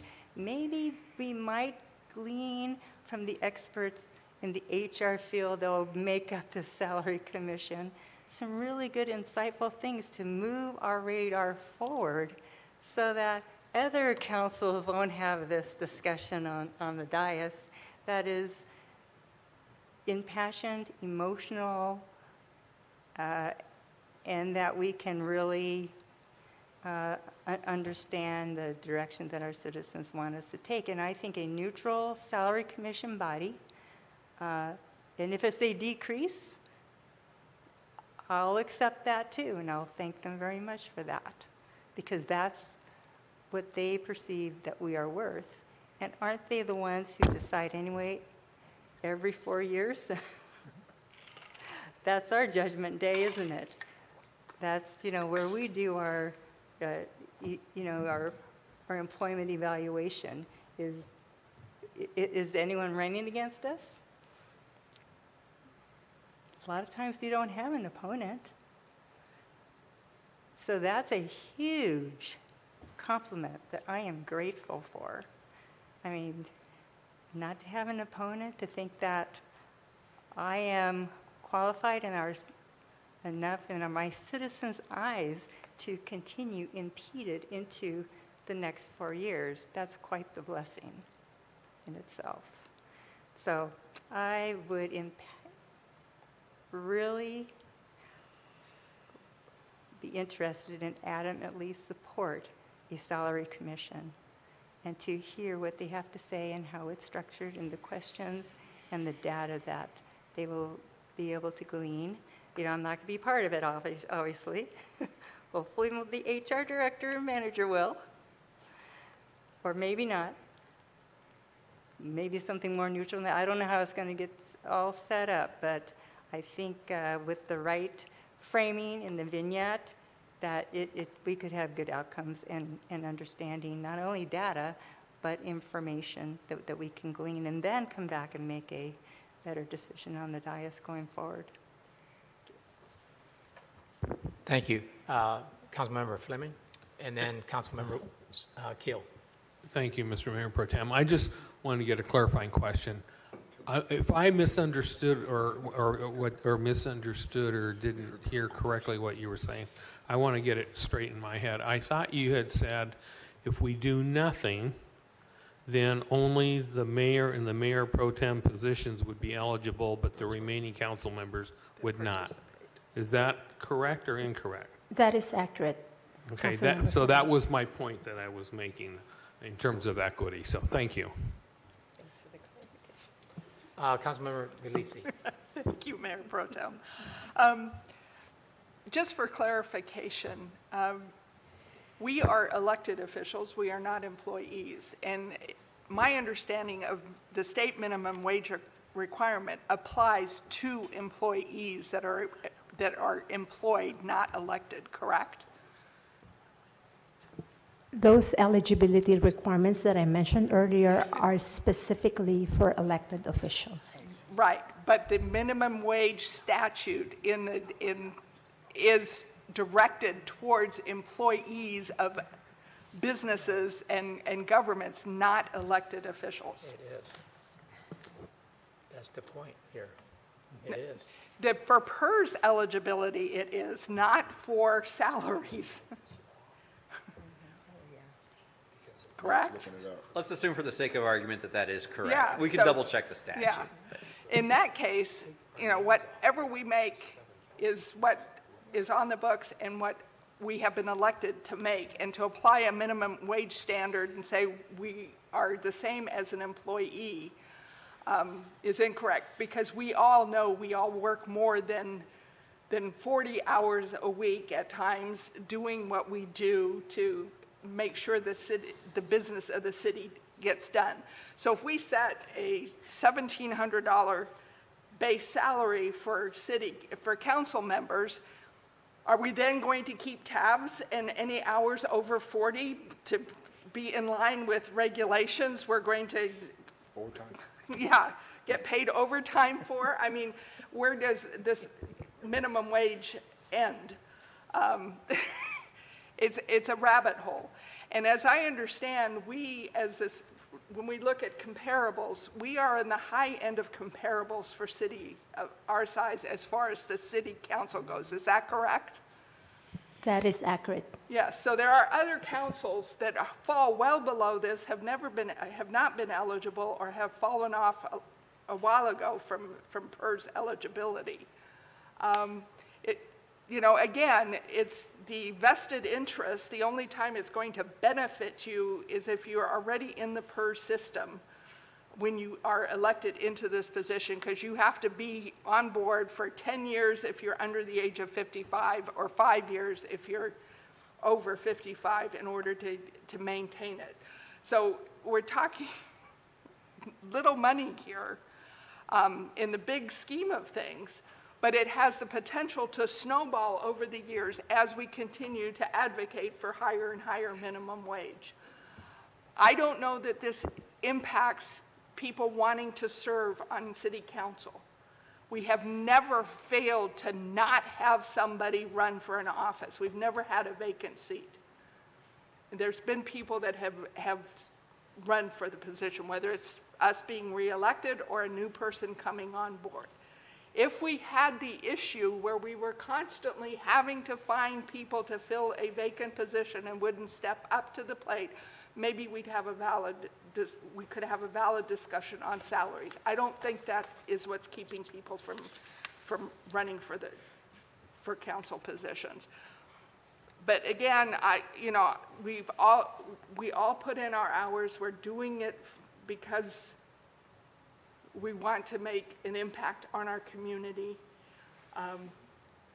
But I have real heartburn over this, and as stated before with the Salary Commission, it's just a way for us or future council, because as of December 31, I'm not a part of this process anymore, but it's a way for politicians to wash their hands of any decision making. And if you can't stand up for it and explain the reason for a salary increase, I think the Salary Commission is the wrong way to go.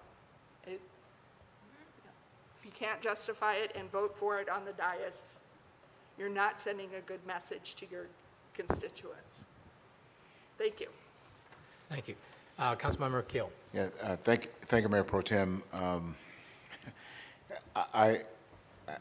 I want to underscore what I've heard several of us say already, and that is, I do believe we all came to this for altruistic reasons, wanted to give back and to upbuild our community and all those things. I believe that wholeheartedly to the person at this dais. That's why we've done it. I think the other piece, though, is that when it comes to retirement, I think what influences how we feel about what we're talking about, I think also comes into play is what we already have. Some of us, if we've had full-time jobs other place else, some other place, and we've got retirements from other places, and those retirements are really nice, and those retirements are taking care of us, we probably don't really care much about this type of retirement because we've got it someplace else. If we don't have it, then maybe people will be more careful. If people are like me, where I've got other retirements, but this retirement actually was in my portfolio to kind of take care of my family, and I'm missing a year. Now I got to go find another year somewhere else because I planned on this year and I'm not getting it, then I'm going to be in a different spot. So we all are in different spots when it comes to where our retirement is, and I think that's what comes out in how we feel and what we're saying. And that's great because we all bring what we bring, and then we're a unit, and we got to figure it all out. So again, whatever we decide here, it's not going to benefit me. You know, I think that I have now got to go figure out a plan B for my retirement because plan A that I had here didn't work out because I'm missing a year, and there's no way for me to get that year back. What I'm hoping that we can do this time is to decide how we want to send the message for future council members so that we don't get caught like we just got caught, right? I mean, it was something that was on the books all along, and it kept getting smaller and smaller and smaller and smaller, and we weren't paying attention to it. And right when it dipped below minimum wage, now we're not getting the retirement, and then it's like, oh, what? You know, and it's a surprise. So my interest is we do what I know this city, the staff, and this council has done for the 12 years that I've been on this, part of this, and that is we plan. And we look at every situation, and we make sure that we have the right plan in place for different scenarios. And we do that with our 10-year forecasts for our budgets. We do that with every employee. We do that with our equipment. We do that with our lands, our grounds. We do a very good job of that. We didn't do that with this. And so I think that we need to have a plan for this, whatever that plan is going to be. I have one more comment, and then, as you know the drill, we need to give direction to staff for this next meeting. But it's more of a back and forth with Councilmember Fleming. You mentioned being equitable because of Mayor Pro Tem and not the other five. And the reason I kind of lean, you kind of convinced me the other way. You had a good point. But I'm still on the fence because the reason I initially picked the salary commission because I didn't feel it was equitable for 2 or 3 council members to have this raise and several years goes by without all the other 5 or 6, 4. And I thought, well, the salary commission, everybody goes on at the same time, which to me is equitable. That was the reason I go. So if you have any comment toward that, I'm really interested to know. Thank you, Mr. Mayor Pro Tem. It's an interesting point. But, you know, the equity comes from the cycling of the council. And what I mean by that is we're staggered so that decisions that we make will affect all council members eventually. It just doesn't do it at the same time. And if you think about it, when council members rotate on and off in the years that they're serving, it all comes out equal in the end. It just doesn't happen all at the same time. And the example I would give you is, let's say we have an election under your model, and we have council members who've been on the council 4 years, 3 years, or 4 years, 2 years, and a brand new council member. Everyone's getting the exact same increase at the same time. I think someone could make an argument in terms of the term seniority, which I don't like, but if you can see that in your head. So in the past, you know, it just seemed equitable to have that rolling so that if the council had made a salary increase, some people did benefit and others had to wait, you know, to that next election cycle to have that benefit. But I don't think it really, I don't recall in the debates that we've had in the past that it really bothered anyone to be in that boat. I think it was more of the idea that what Councilmember Belici was pointing to is and again, I'm just speaking for the debates that have happened in the past of past council members. They felt that, you know, if we believe we deserve that salary increase for whatever the reason might be, then it's incumbent upon the council members to step up to the plate and own that versus taking the easy way out by saying, let's have a salary commission do it, because the salary commissions are, I hate to say this, but they're pretty much puppets. They'll never say no. I can tell you, not only here, at the county, at the legislature, the salary commissioners never said no. So I'm just not wild and crazy about that. I think if we're going to do something, be bold and do it. I think everyone tonight has made some really pertinent points, passionate points of why we either need to or we don't need to. And then at the end of the day, you know, as in any legislative body, we put it up for a vote, and it either passes or it doesn't pass. You know, and so, you know, my recommendation, moving beyond what you asked me to address, is to say, let's move this initiative forward and give a thumbs up, thumbs down, and it will land where it lands at the end of the day. I think we understand this side, but I didn't know what options you two were leaning and would like to see move forward. Go ahead. Thank you, Mayor Pro Tem. I guess what I'd like to see for the immediate future is the opportunity to vote up or down on option, what was it, 2, immediately. And then I'm still on the fence, but I think we should talk about salary commission. There's several reasons for it. And one of them is that if we're going to keep, if we decide that we want to maintain a membership and retirement program while we go through, we're going to be having this debate basically every 2 years in a rolling cycle while we go through. And if there's value in the debate, then by all means, let's have it every 2 years. Or we could say, do a salary commission, assess it every 2 years, and see where we go from there.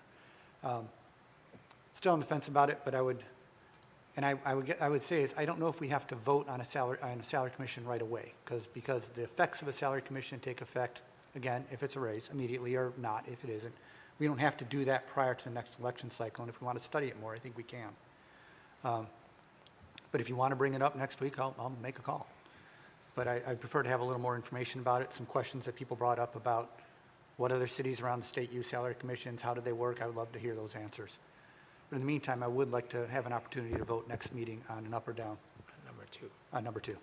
Thank you. Thank you. Yeah, thank you, Mayor Pro Tem, and I really appreciate the conversation that we've had on this topic. My interest is that we solve this before December 31st this year. Again, I don't think however this goes out is going to impact me in any way. My interest is that we set up something that is going to be in place for future councils so that we never take our eye off of this ball. And that we have something that's in place that is acceptable to the council, and something that's acceptable to the citizens, so that we all can have a clear view and a circumspect view on how we're going to compensate council. Okay. I think we have, unless there's one more hand, but I think what I heard for direction to the staff to bring for the next meeting in order to favor the council's debate and discussion is to look at number 2. What I heard, which also lines up really well, was those that are looking at salary commission is one that says number 2, and we have that discussion and we vote on it. But with the inclusion, and I'm not sure how to word it, but you'll figure it out, with the inclusion of a further discussion of salary commission soon thereafter. Yes, Councilmember Mikulski. Thank you, Mayor Pro Tem. If we could make that 2 decisions, 2 votes, one for the salary commission and one for number 2, voting it up or down. So that is I understand. Okay, thank you. Councilmember Fleming. Mr. Mayor Pro Tem, I would ask that we do not put the salary commission up for a vote I think we need more information, and we need more time to have that as a separate discussion than to put it up on the agenda and vote at the next council meeting. So I would implore us not to do that one, but I think we should. Or, yeah, absolutely make it a study session for that topic, but move the other initiative forward. Okay, and that's what I heard, and thank you for the clarification. And I think that's what I'm reading to bring forward, is to add an inclusion that a shall kind of, that we'll discuss and study salary commission and see how that works. There is a draft ordinance in your packet that would implement option number 2. So if there's any further comments, feedback, et cetera, we can certainly make edits and changes to that in advance of the next council meeting. If there is a desire for a salary commission ordinance, we can pull one off the shelf from another jurisdiction, but I'm hearing hold off on that, or that seems to be the consensus Correct. of council. And we do have a partial working answer to Councilmember Fleming's question. We can talk about that at a subsequent study session. Okay. Okay. Next item on the list is item number 9, and that is the UPMC Chapter 12.15 Surface Water Management Fee Update. And this is the second study, and Mr. Eklund, the Public Works Director, will present.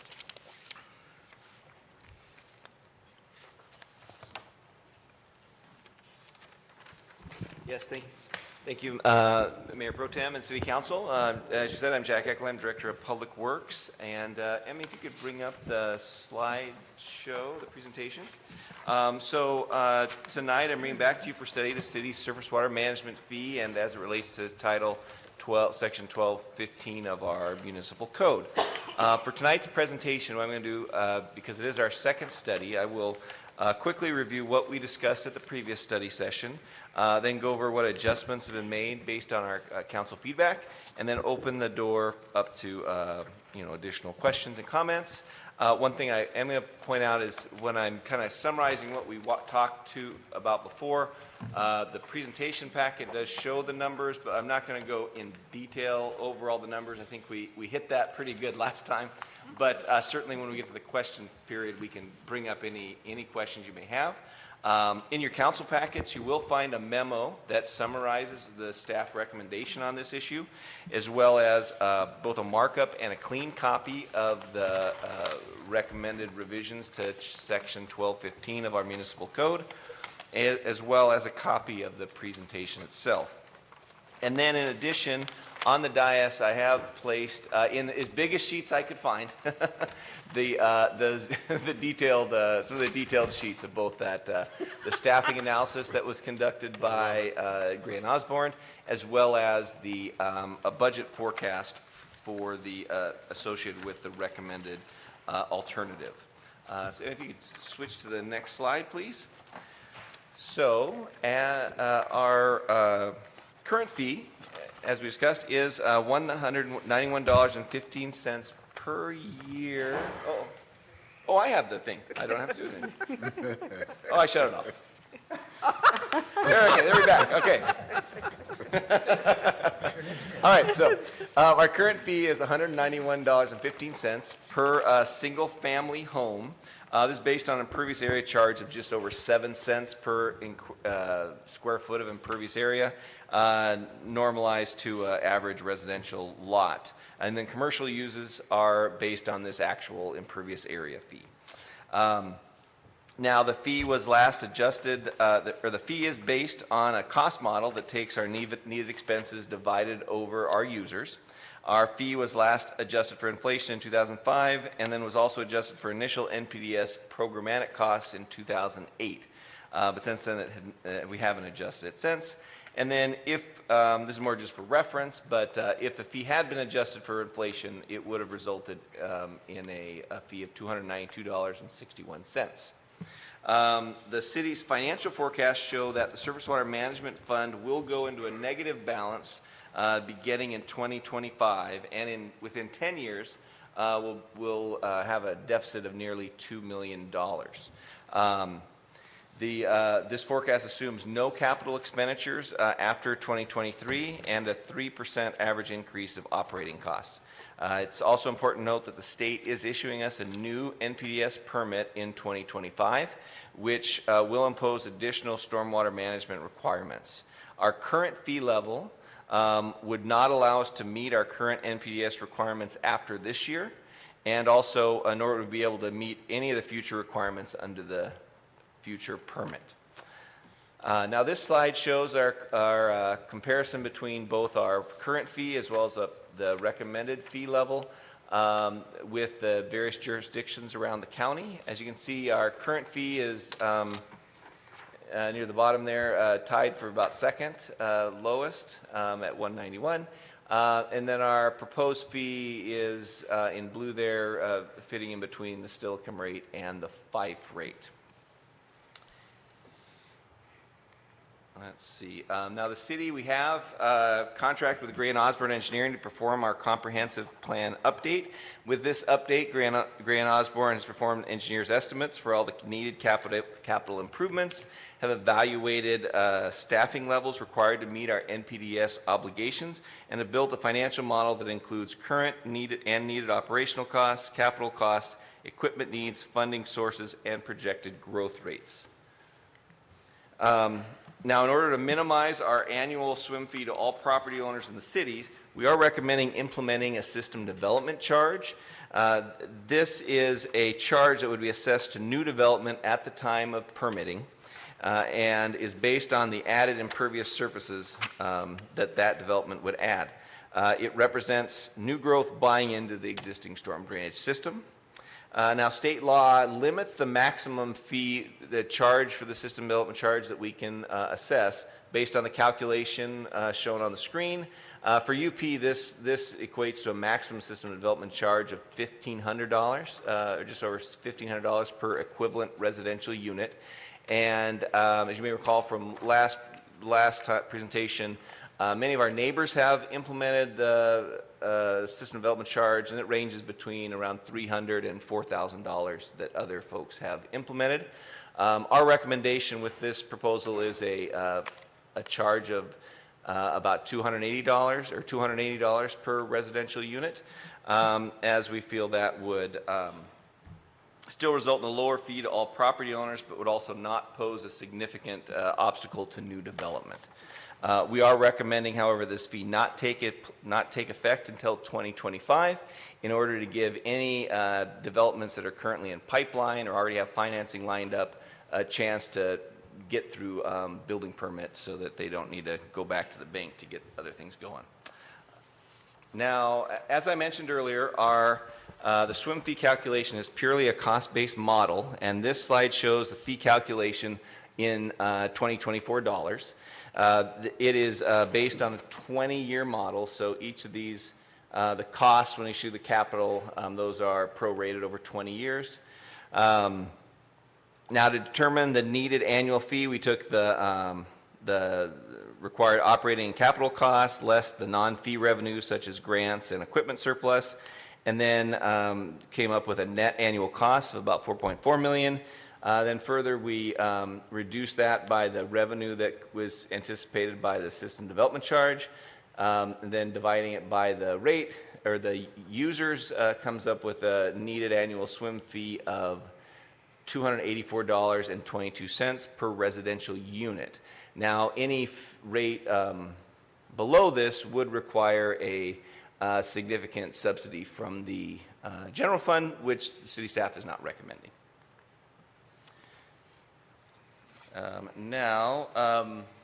Actually, I'll stick on that for you. Now that gets us through that whirlwind was what we got through last time.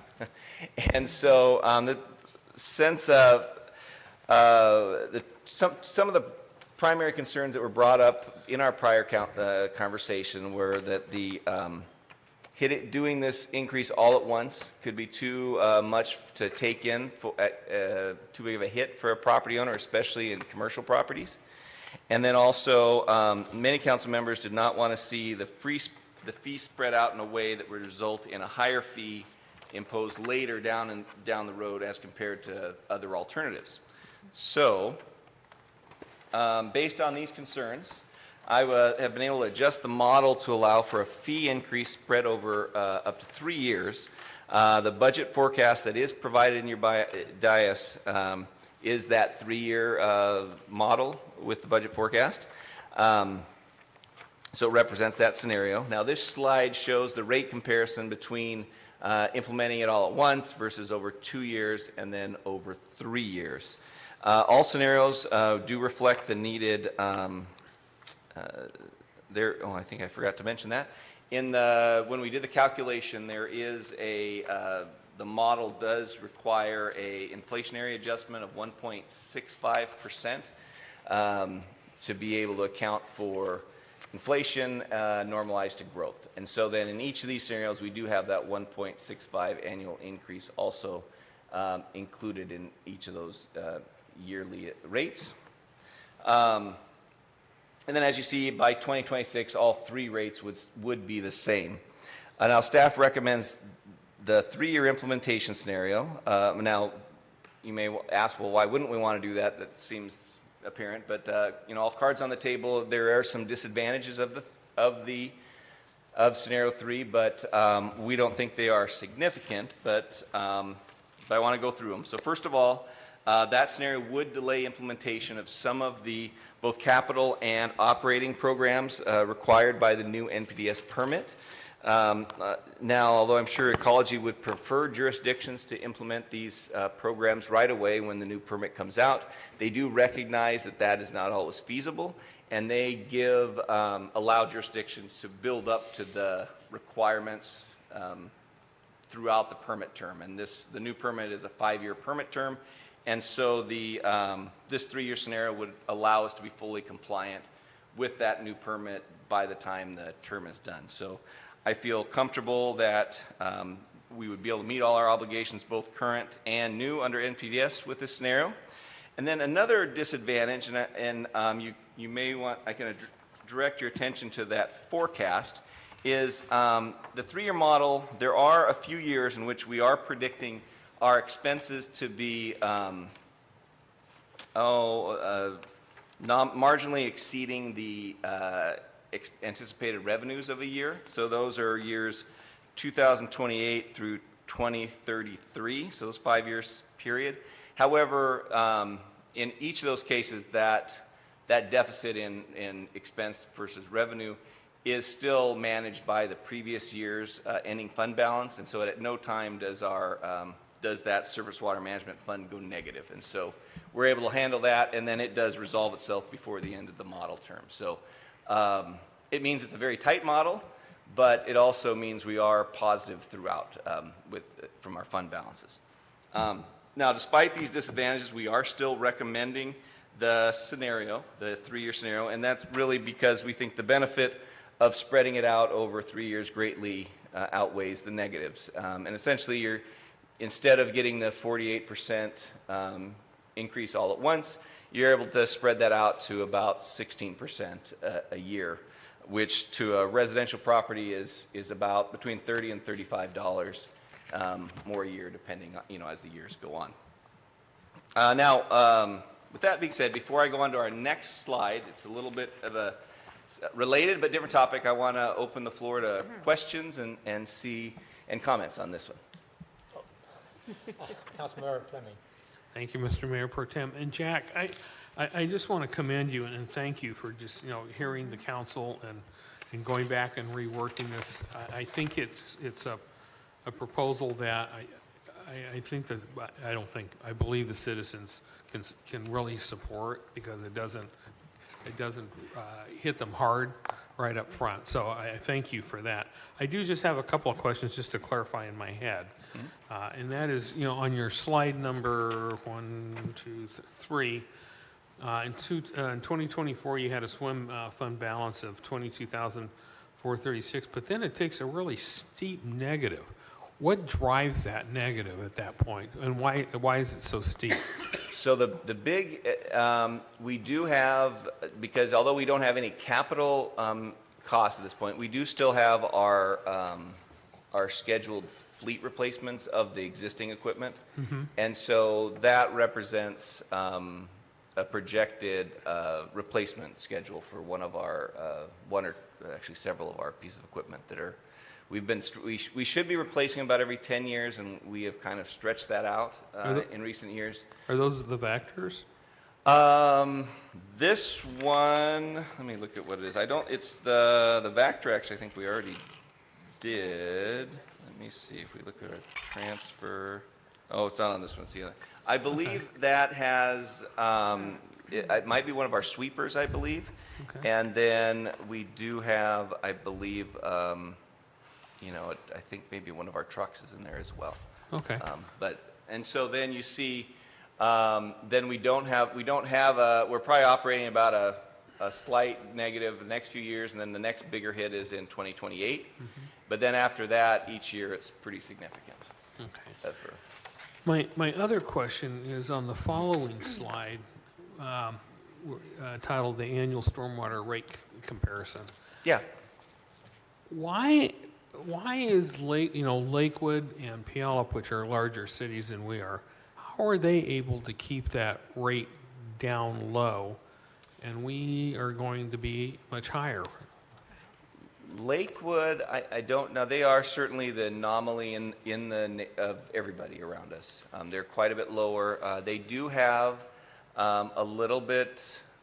So their soil characteristics are quite a bit different than ours. They a lot of their city fully infiltrates.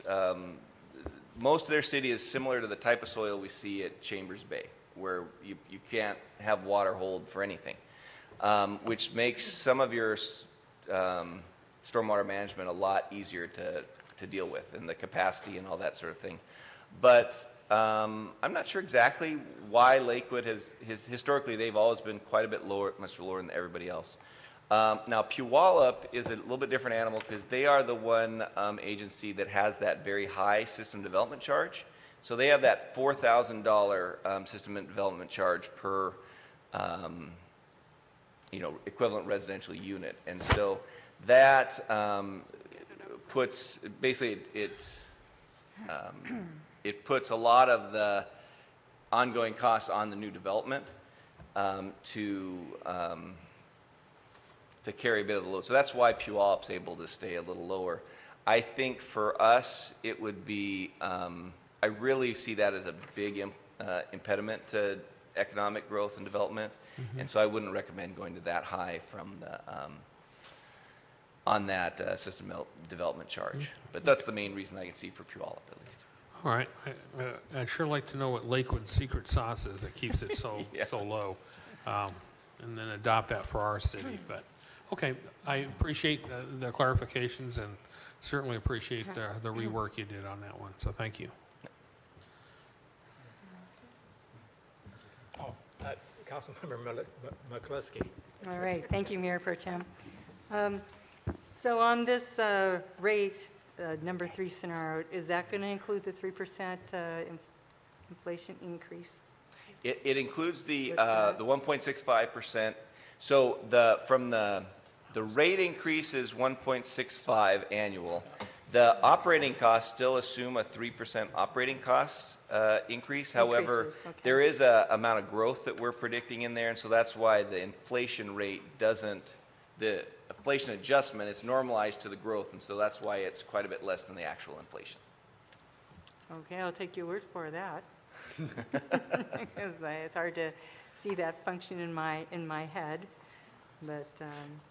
So in general, we've seen about 1.5% growth in the swim users, I guess, per year historically, and so that's what we're predicting for that. So then you take the 1.5% growth, then you need about a 1.5% inflation to meet your 3% growth kind of thing. So that's where we're at. And then in the same scenario, you were saying that there could be a delay in some capital improvement projects.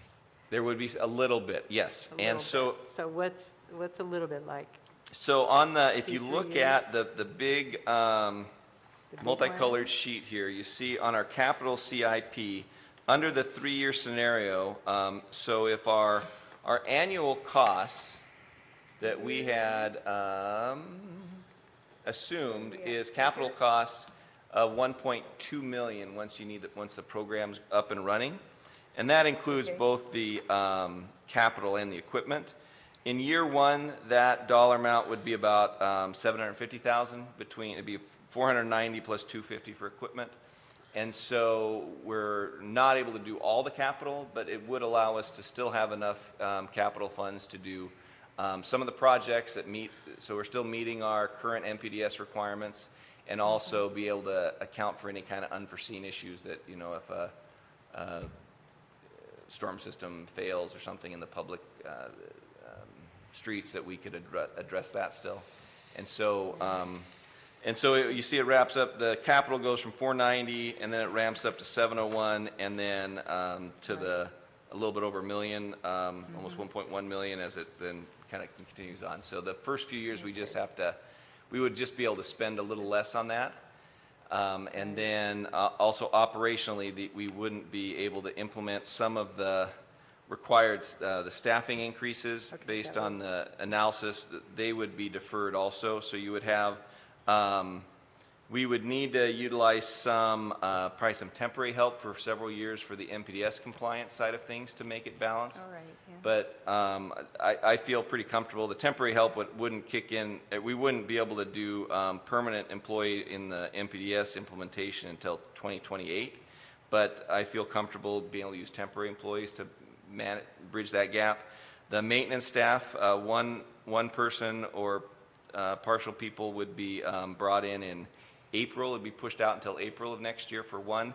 And then the second one that shows to be required would be January of 25. And so those get pushed out a little bit in this scenario. But once again, I feel pretty comfortable that even with pushing those out, we'd still be able to meet our obligations. Okay. And the $5 million equipment replacement cost, is that over the next 10 That's over years? 20 years. Yeah. Okay. So essentially, over 20 years, it means we're replacing all of our All of equipment it. twice, essentially. Okay. Because of And 10-year that's replacement. basically our work equipment. There isn't any infrastructure cost in the $5 million Yes. in that? Yeah, so that would include, for stormwater, it includes the Vector, it includes our street sweepers. Okay. We anticipate having to maintain at least 2 street sweepers. We have 2 now, but and maintain that. It's possible we could have to increase it with the programmatic costs or the new permit requirements, because we know there is going to be an emphasis on street sweeping. Our de-icing equipment, some respect like our snow plows and things like that, although those are less, they're more nominal in cost. But and then the work trucks and that sort of thing for that are swim-related components of them. All right, thank you. Councilmember Berlisi, did you have your hand up? Yes, I did. Okay. I want to thank Councilmember Fleming for asking the question I had in regards to the rate comparison among jurisdictions. So if I'm to understand correctly, the stormwater management, and this is clarification for those that happen to be listening to this, stormwater management fees are not only the rates that are paid by the home user in their property taxes, it also includes fees that are assessed on new development, correct? That's what that system development charge would be. Right. And we don't And so- currently have one, but I'm recommending to add one to. Right. So what I'm gathering by looking at this rate schedule, Tacoma seems to place a lot of their costs, or a pretty good portion of their costs, on the existing homeowners and businesses, and may offset it by reduced development charges, whereas we are spreading ours a little bit more equally between them. Puyallup is charging the new development off the bat and charging the annual rate on a lower level. Is that correct? Yes. Now, if that were so, then are our expenses, our annual expenses, so much higher for Puyallup, or is this just because we have not done any rate increases since 2008?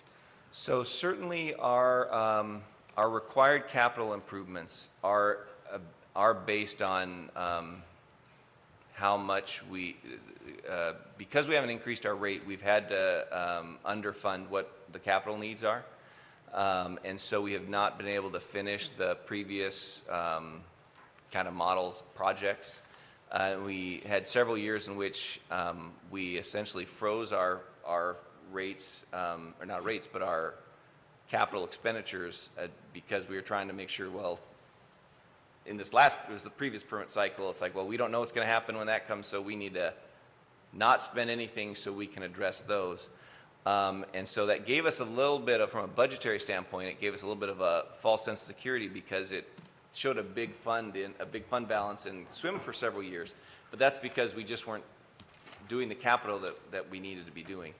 That now we have caught up a little bit on that, but we still have put a lot of it out, and then plus those costs have gone quite a bit more. So that's, from the capital side, it's definitely there. And then just the operational side, those are increased material costs and then increased programmatic requirements from the ecology on the permit. Right, and those programmatic requirements come with a substantial cost, and as far as reports that need to be filed, testing that needs to be done, personnel to oversee the program to ensure compliance, et cetera. Are we pretty confident that with this rate increase in these 3 years that we're not going to be slammed with some major programmatic requirements that we're not anticipating, or because government is so slow that it will have substantial time to relook at this at 3 years to see if there's a substantial increase needed? So Ecology has been doing, already have been putting out information of what they're expecting for this next permit cycle, and our consultant Gray Osborne has been up to speed with all that and has been kind of tuned in, dialed in that, as well as our folks here at the city. And so we believe we are accounting for what we know are coming, and a lot of that is some increased capital and things that were essentially built onto, like this permit cycle, we had to do some additional planning and analysis, and that's part of our comp plan. And so we know now, they've already told us, that means whatever you analyzed and said this is where you need to work on, next time you have to do something there. And so we know that's there, and we know some of the other programs that are coming. There is a possibility that some unforeseen thing could come up in the next year or so, but they typically have fleshed them out pretty early. We do have in the recommended language of the in the code language is that we should review the even though we built in that 1.65% annual increase, we do put in there that it should be reviewed with every budget cycle to just verify whether we're whether we're meeting those targets. It could be up or down, right? If inflation is less, then our rate should be decreased. If it's more, we may have to increase it, because we really do have to. It is a cost-based model, and we only hurt ourselves down the line if we don't keep up with inflation. What is our annual, or what is our permit fee for the NPDS permit? How much do we pay for that? I don't have that on the top of my head. I know it. 6 figures? It is somewhere in the it's around 20 to 30,000 a year, but it just doubled because which is I don't know anyone that can give you a notice of like 2 months and say, hey, your rate's doubling. But it's because we previously, our median income, we were slightly below state average, and so we qualified for a reduction in the fee. And then last month we were notified that our median income is right at state average, and so we don't qualify for that anymore, so we get twice the permit fee. So it's either 20, but it might be 40. Why don't you just email it to us? Yeah, I will. I'll follow up. So it is based on our resident income. It's based on resident income and size of your city. There's a couple factors in there. All right. Well, I thought it was far more, but I think it's all the planning and all the other documents that we have to do that end up being. That's the costing us permit some- fee, but there's a lot of program elements, and Yeah. also there's an aspect of the permit fee that's not a fee, but a testing and monitoring charge that we also have to do. But we can definitely forward that to you. Okay, thank you. Okay, Councilmember Wood, and then Councilmember Keel. Thank you, Mayor Pro Tem. So a couple things on capital projects and the roadway projects. If we go with this 3-year implementation model, which by the way, right now I support,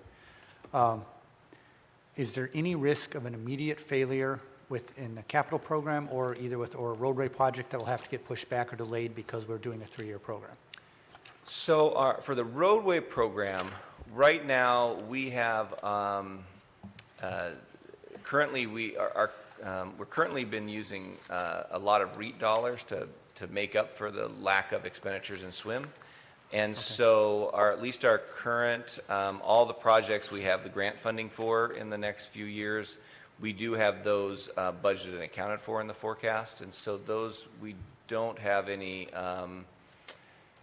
we've fortunately been, with a lot of the construction going on, the REIT funds have been better. And we are assuming in our model that previously we had assumed 100% of like grant match was coming out of SWIM, and now we're assuming it's only half of that, and half is going to be coming from REIT in the model. So we have decreased that SWIM contribution. But from our capital side, there's not really a risk. The biggest, from a street side, the biggest risk is by not putting more capital in to the actual surface water management projects, that we do not have the funds program to meet our current NPDS requirements for kind of major improvements to our storm ponds and all that sort of thing. Got it. Okay. And since this is another unfunded requirement from the state, I'm having a hard time feeling bad about that. But we'll get there, I know. And then just in bigger picture, just when you're looking at the SDC, I know you picked kind of 280 because you wanted to find a middle ground where developers are contributing. Personally, I hear a lot from citizens about how, because most new developments already get a 10-year or 8-year or some kind of, I don't know what the exact term for it is. You're right. They're getting basically some kind of abatement on taxes for that 10-year window. And a lot of our property owners here really don't like that because they feel like the developers are getting away with not contributing to the city's costs. And then we're raising their property taxes in exchange. I wouldn't, again, doing my back of the envelope map, if we were to double that 280 to say 560, we could take $5 off of their eventual cost in there for the residents. About that, yeah. About $5 for every $280 you go up. And Yep. I wouldn't feel too bad about that unless somebody can tell me that would really just stop all development. And so if you could or if we could get a little more information on that, I'd appreciate it. When I looked at it, there's the equation is your existing system dollars over your existing and your future users, essentially, right? Both the growth and the existing users. And then there's also an element of future capital costs just over your future folks. I think it's a little, just from an equity standpoint, it's hard for me to say in a straight face that our future growth is really only, even though state law allows for it, is only should be paid for by new growth. However, if we ignore the right side of the equation there and only do the existing system over existing and new, then we could justify a fee, I think it was $550. Okay. And so I think that passes a straight face test as well. It does mean a little bit more. It means that, a new, mostly it's going to be a commercial development, would be paying initially, up front about twice of what annual fee would be. Once again, I don't think it would be super a huge impediment to development if we did that level. By hitting it close to what our annual one is, it is very close to the Stillicum model, where and I feel that we're very close to Stillicum in both our characteristics, our soil characteristics, and our, so what our kind of programmatic costs are. And so their model is their system built charge is about what their annual fee is. It's a little bit more, but that's why I kind of went with that. But I certainly, if you would like, I could, you're spot on. It's about $5, $4 to $5 reduction for everybody if we went up to that $5.50. Okay, thank you. Councilmember Keel. Thank you, Mayor Pro Tem. Jack, thank you for your presentation, and thank you for taking my comments in consideration. I know last time we had this discussion, I felt it was like, all over the place, and it was hard for me to kind of get my head around things, and so I appreciate what I'm hearing tonight. It seems it's a lot more straightforward, a lot easier for me to consume. There's a clear pathway to kind of connect the dots, and I really appreciate. I also thank you for the plan of the 3-year deal, and you worked in the staffing elements and the programmatic elements too. So that is a lot more consumable for me, and thank you for that. Part of my question was answered, but I want to ask it clearly. So, of the numbers that we're proposing now, how do you feel about the impact on new development? And what I'm trying to get at is, I'm not interested in having the number go up precipitously, right? And I'm glad we're doing it over 3 years. But even in that, it's still going up. Do you think that's going to have a big negative impact on new construction or new growth or new business coming in? Because sometimes people look at the numbers like, I'm going to go to some other city because we're gone from like third from the bottom to third to the top too. So can you speak to that? Well, from a growth standpoint, the annual fee wouldn't apply to growth so much there, because that's the final, I guess, unless you're a property owner looking to invest. The system development charge could have an impact on growth. But if by choosing the level I was recommending, which is approximately what our annual fee would be, it basically just means to kind of buy into the system, you just have to prepay your first year of stormwater fee instead of waiting, building all your stuff, and then doing it. So that's where I felt that in itself shouldn't be a huge impediment, because that business, they're going to pay it the next year anyway. So if we were to do something where it doubles, it probably, like Councilmember Wood asked about, that in itself probably wouldn't make a big impact either, because a lot of times the ones that would have a big dollar amount, so let's say like a Fred Meyer type of development, if that were to come in today on a completely, because this fee is based on what your difference is, right? So if it were a completely site that's all grass, which you don't have too many of those anyway, but if it were to come in and then build something new, it would be about, if we did 280, I think a Fred Meyer would be something like $33,000 system development charge. Mm-hmm. But that would be over, as compared to a capital budget of, 50, 60 million. And so relative, as long as you're financing in place, that shouldn't be a problem. And that's why I recommend you wait a year, because there are folks that if you have your financing in place and then you have to go back and say, and I need another $10,000, this market or this, the lending market that could cause a problem, and you wouldn't want to put someone at risk.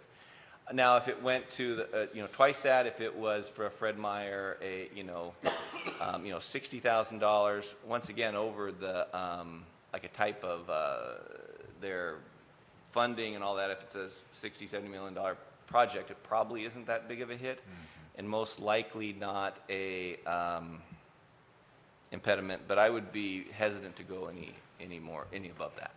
Okay.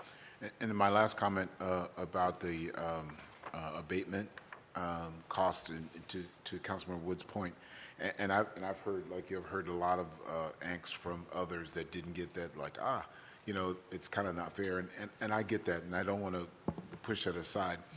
And we can, we've had a lot of debate about that at this dais when we did the abatement. But my takeaway from that conversation was, we had a need for business to come into the town center, for example, and nobody came here, and it sat here vacant for a long time, you know, and we needed to figure out a way to attract that business, and that's where we came up with that abatement, and it worked. And now that we have these two bookend buildings, apartment complexes, they're going to be here for a very long time. So after the 8 years, they didn't pay, but they're going to be paying for 28 or 38 or 48 years after that into it. So it's a trade-off, and that's where we came down to. And if there's a way that we can do the $5 deal to give something back, I would be open to that if that's something that we can give back to folks. And if you want to, I could also, a more typical larger development like we're seeing these days, or something similar to like the Larson Apartments across the way. And so just for perspective of that, if we were to implement the 280, their system development charge with their construction would be about $9,200, which I believe they were a $40 or $50 million budget as well for that project. And then if we did about the 550, you'd be around 18,000. So a scale for those type of developments, I don't think would be cost prohibitive either. So that certainly could be something worth exploring. Councilmember Belisi?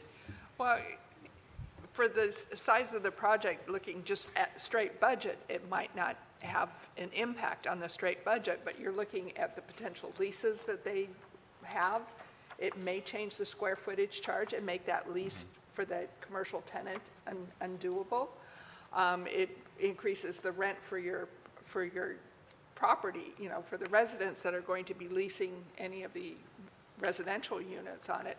So, yeah, $18,000 for a $50 million project doesn't seem big in the grand scheme of things, but other fees are also going up, in association with that construction. So it could make it a potential problem. I mean, the lot that we've had vacant here, how many deals have gone through because of costs and fees, et cetera. So we can't make that blanket assumption that it's not going to impact development. I mean, residents, I think, would love to find a way to not have development go on, but they also then will complain because you got vacant lots and nothing going on. Right. So I think we need to be careful in making the assumption on that. Not that I'm not interested in looking at that, but yeah, let's not make blanket discussions because it's a bigger picture. Councilmember Belisi, Member McCluskey? The other one. Well, I had to give her, That's one right, out. you do. You have till December 31. This might be my only chance of doing this to you. There you go. For you, I should say. So, Councilmember Belisi, I'm sorry. All right, get it again. Thank you, Mayor Pro Tem. Okay, for example, my question is in regards to Harvest Ridge, and they manage their own stormwater management system. Will they pay the swim fee as well? So for the annual swim fee, everyone pays the annual swim fee. And then they get one any thing that's after we get past kind of the fee itself. Okay, that's coming. Yeah, there's That's coming, conversation okay. about some credits that we're looking at. But Okay. the annual fee applies to all residents and commercial based on. Regardless if they have their own, okay. And then we have an administrative fee to police fund. Could you clarify that? Yes. So there is a certain amount of percentage, and actually, I think, to be honest with you, does that actually go? Does that actually pay for your time? I think that's I think that actually That's is for you? city attorney, and Oh, for his man, I think we costs. could I cut think that that's we yeah. But that's his. I think it's represents like 15%, which these days Matt's been spending more than 15% on stormwater. But that's Okay. that's what that's about. All right. It may have some code enforcement in there too. I don't remember, but Okay, all right. So that makes sense. And then the administrative fee to general fund, that represents the, I think it's like 15% as well, but of the support services, so finance, city clerk and so forth. Okay. Not specific, not like development services, but the support ones where like, you know, finance deals with the swim billings and that sort of thing. So that's where they come. That's based on an audited rate of what we spend on those. Okay, yeah, the police fund caught my eye there. And then the assets remain the same throughout from 2024 to 2040. It's the same. Wouldn't our assets Okay. remain the same? So wouldn't they depreciate? It does, but the model, it balances. So that's just how we forecast it, because they depreciate it, and then there's another thing where you put in the expenses of the depreciation. It's a guesstimate of So it ebb and balances. flow. So All right. from the projection, we just leave it to show that that's our net value, our current value of our storm system, essentially. Okay, That's what that represents. all right, excellent. Thank you, Jack. Yep. I need to request an extension for 5 minutes. Make a Second. motion for 5 minutes. All in favor, say aye. Aye. So moved. So I don't see any other hands, so I do have just, actually it's going to take a few seconds. I believe I heard that we'd like to have some more clarification and study around potential a little bit more towards the development end. So that being said, the timing for you to have this vote, is there any urgency? There is. We need to be, because if, as I mentioned, if we don't, like our current fee will not be able to sustain our current NPDES requirements for next year. And so to get any kind of fee increase to the county, they need it before the end of October. And so we Okay, I get it. kind of need So- it next meeting, although I Right. think if push come to shove, we probably could they might be able to work with that first meeting in No, November. let's not but- push, come to shove kind of deal here. So I'm asking the council, if it's okay, to, on a one-on-ones, that they present information regarding that and really have that discussion with you guys that are really concerned, or all of us actually. And then what I'd like to maybe do with your permission, that is to, in the recommendation, to have your recommendation and to add this layer if we want it, so we can, because we'll have time to discuss it. And we can take some time to discuss that additional layer if we want to add it. But at least it won't be too long because people would have already had discussed it with you. Is that okay with everybody? Okay. And I think what I'm hearing based on the comments is you all seem to be comfortable with the 3-year scenario, even though there are some drawbacks, but the positives outweigh that.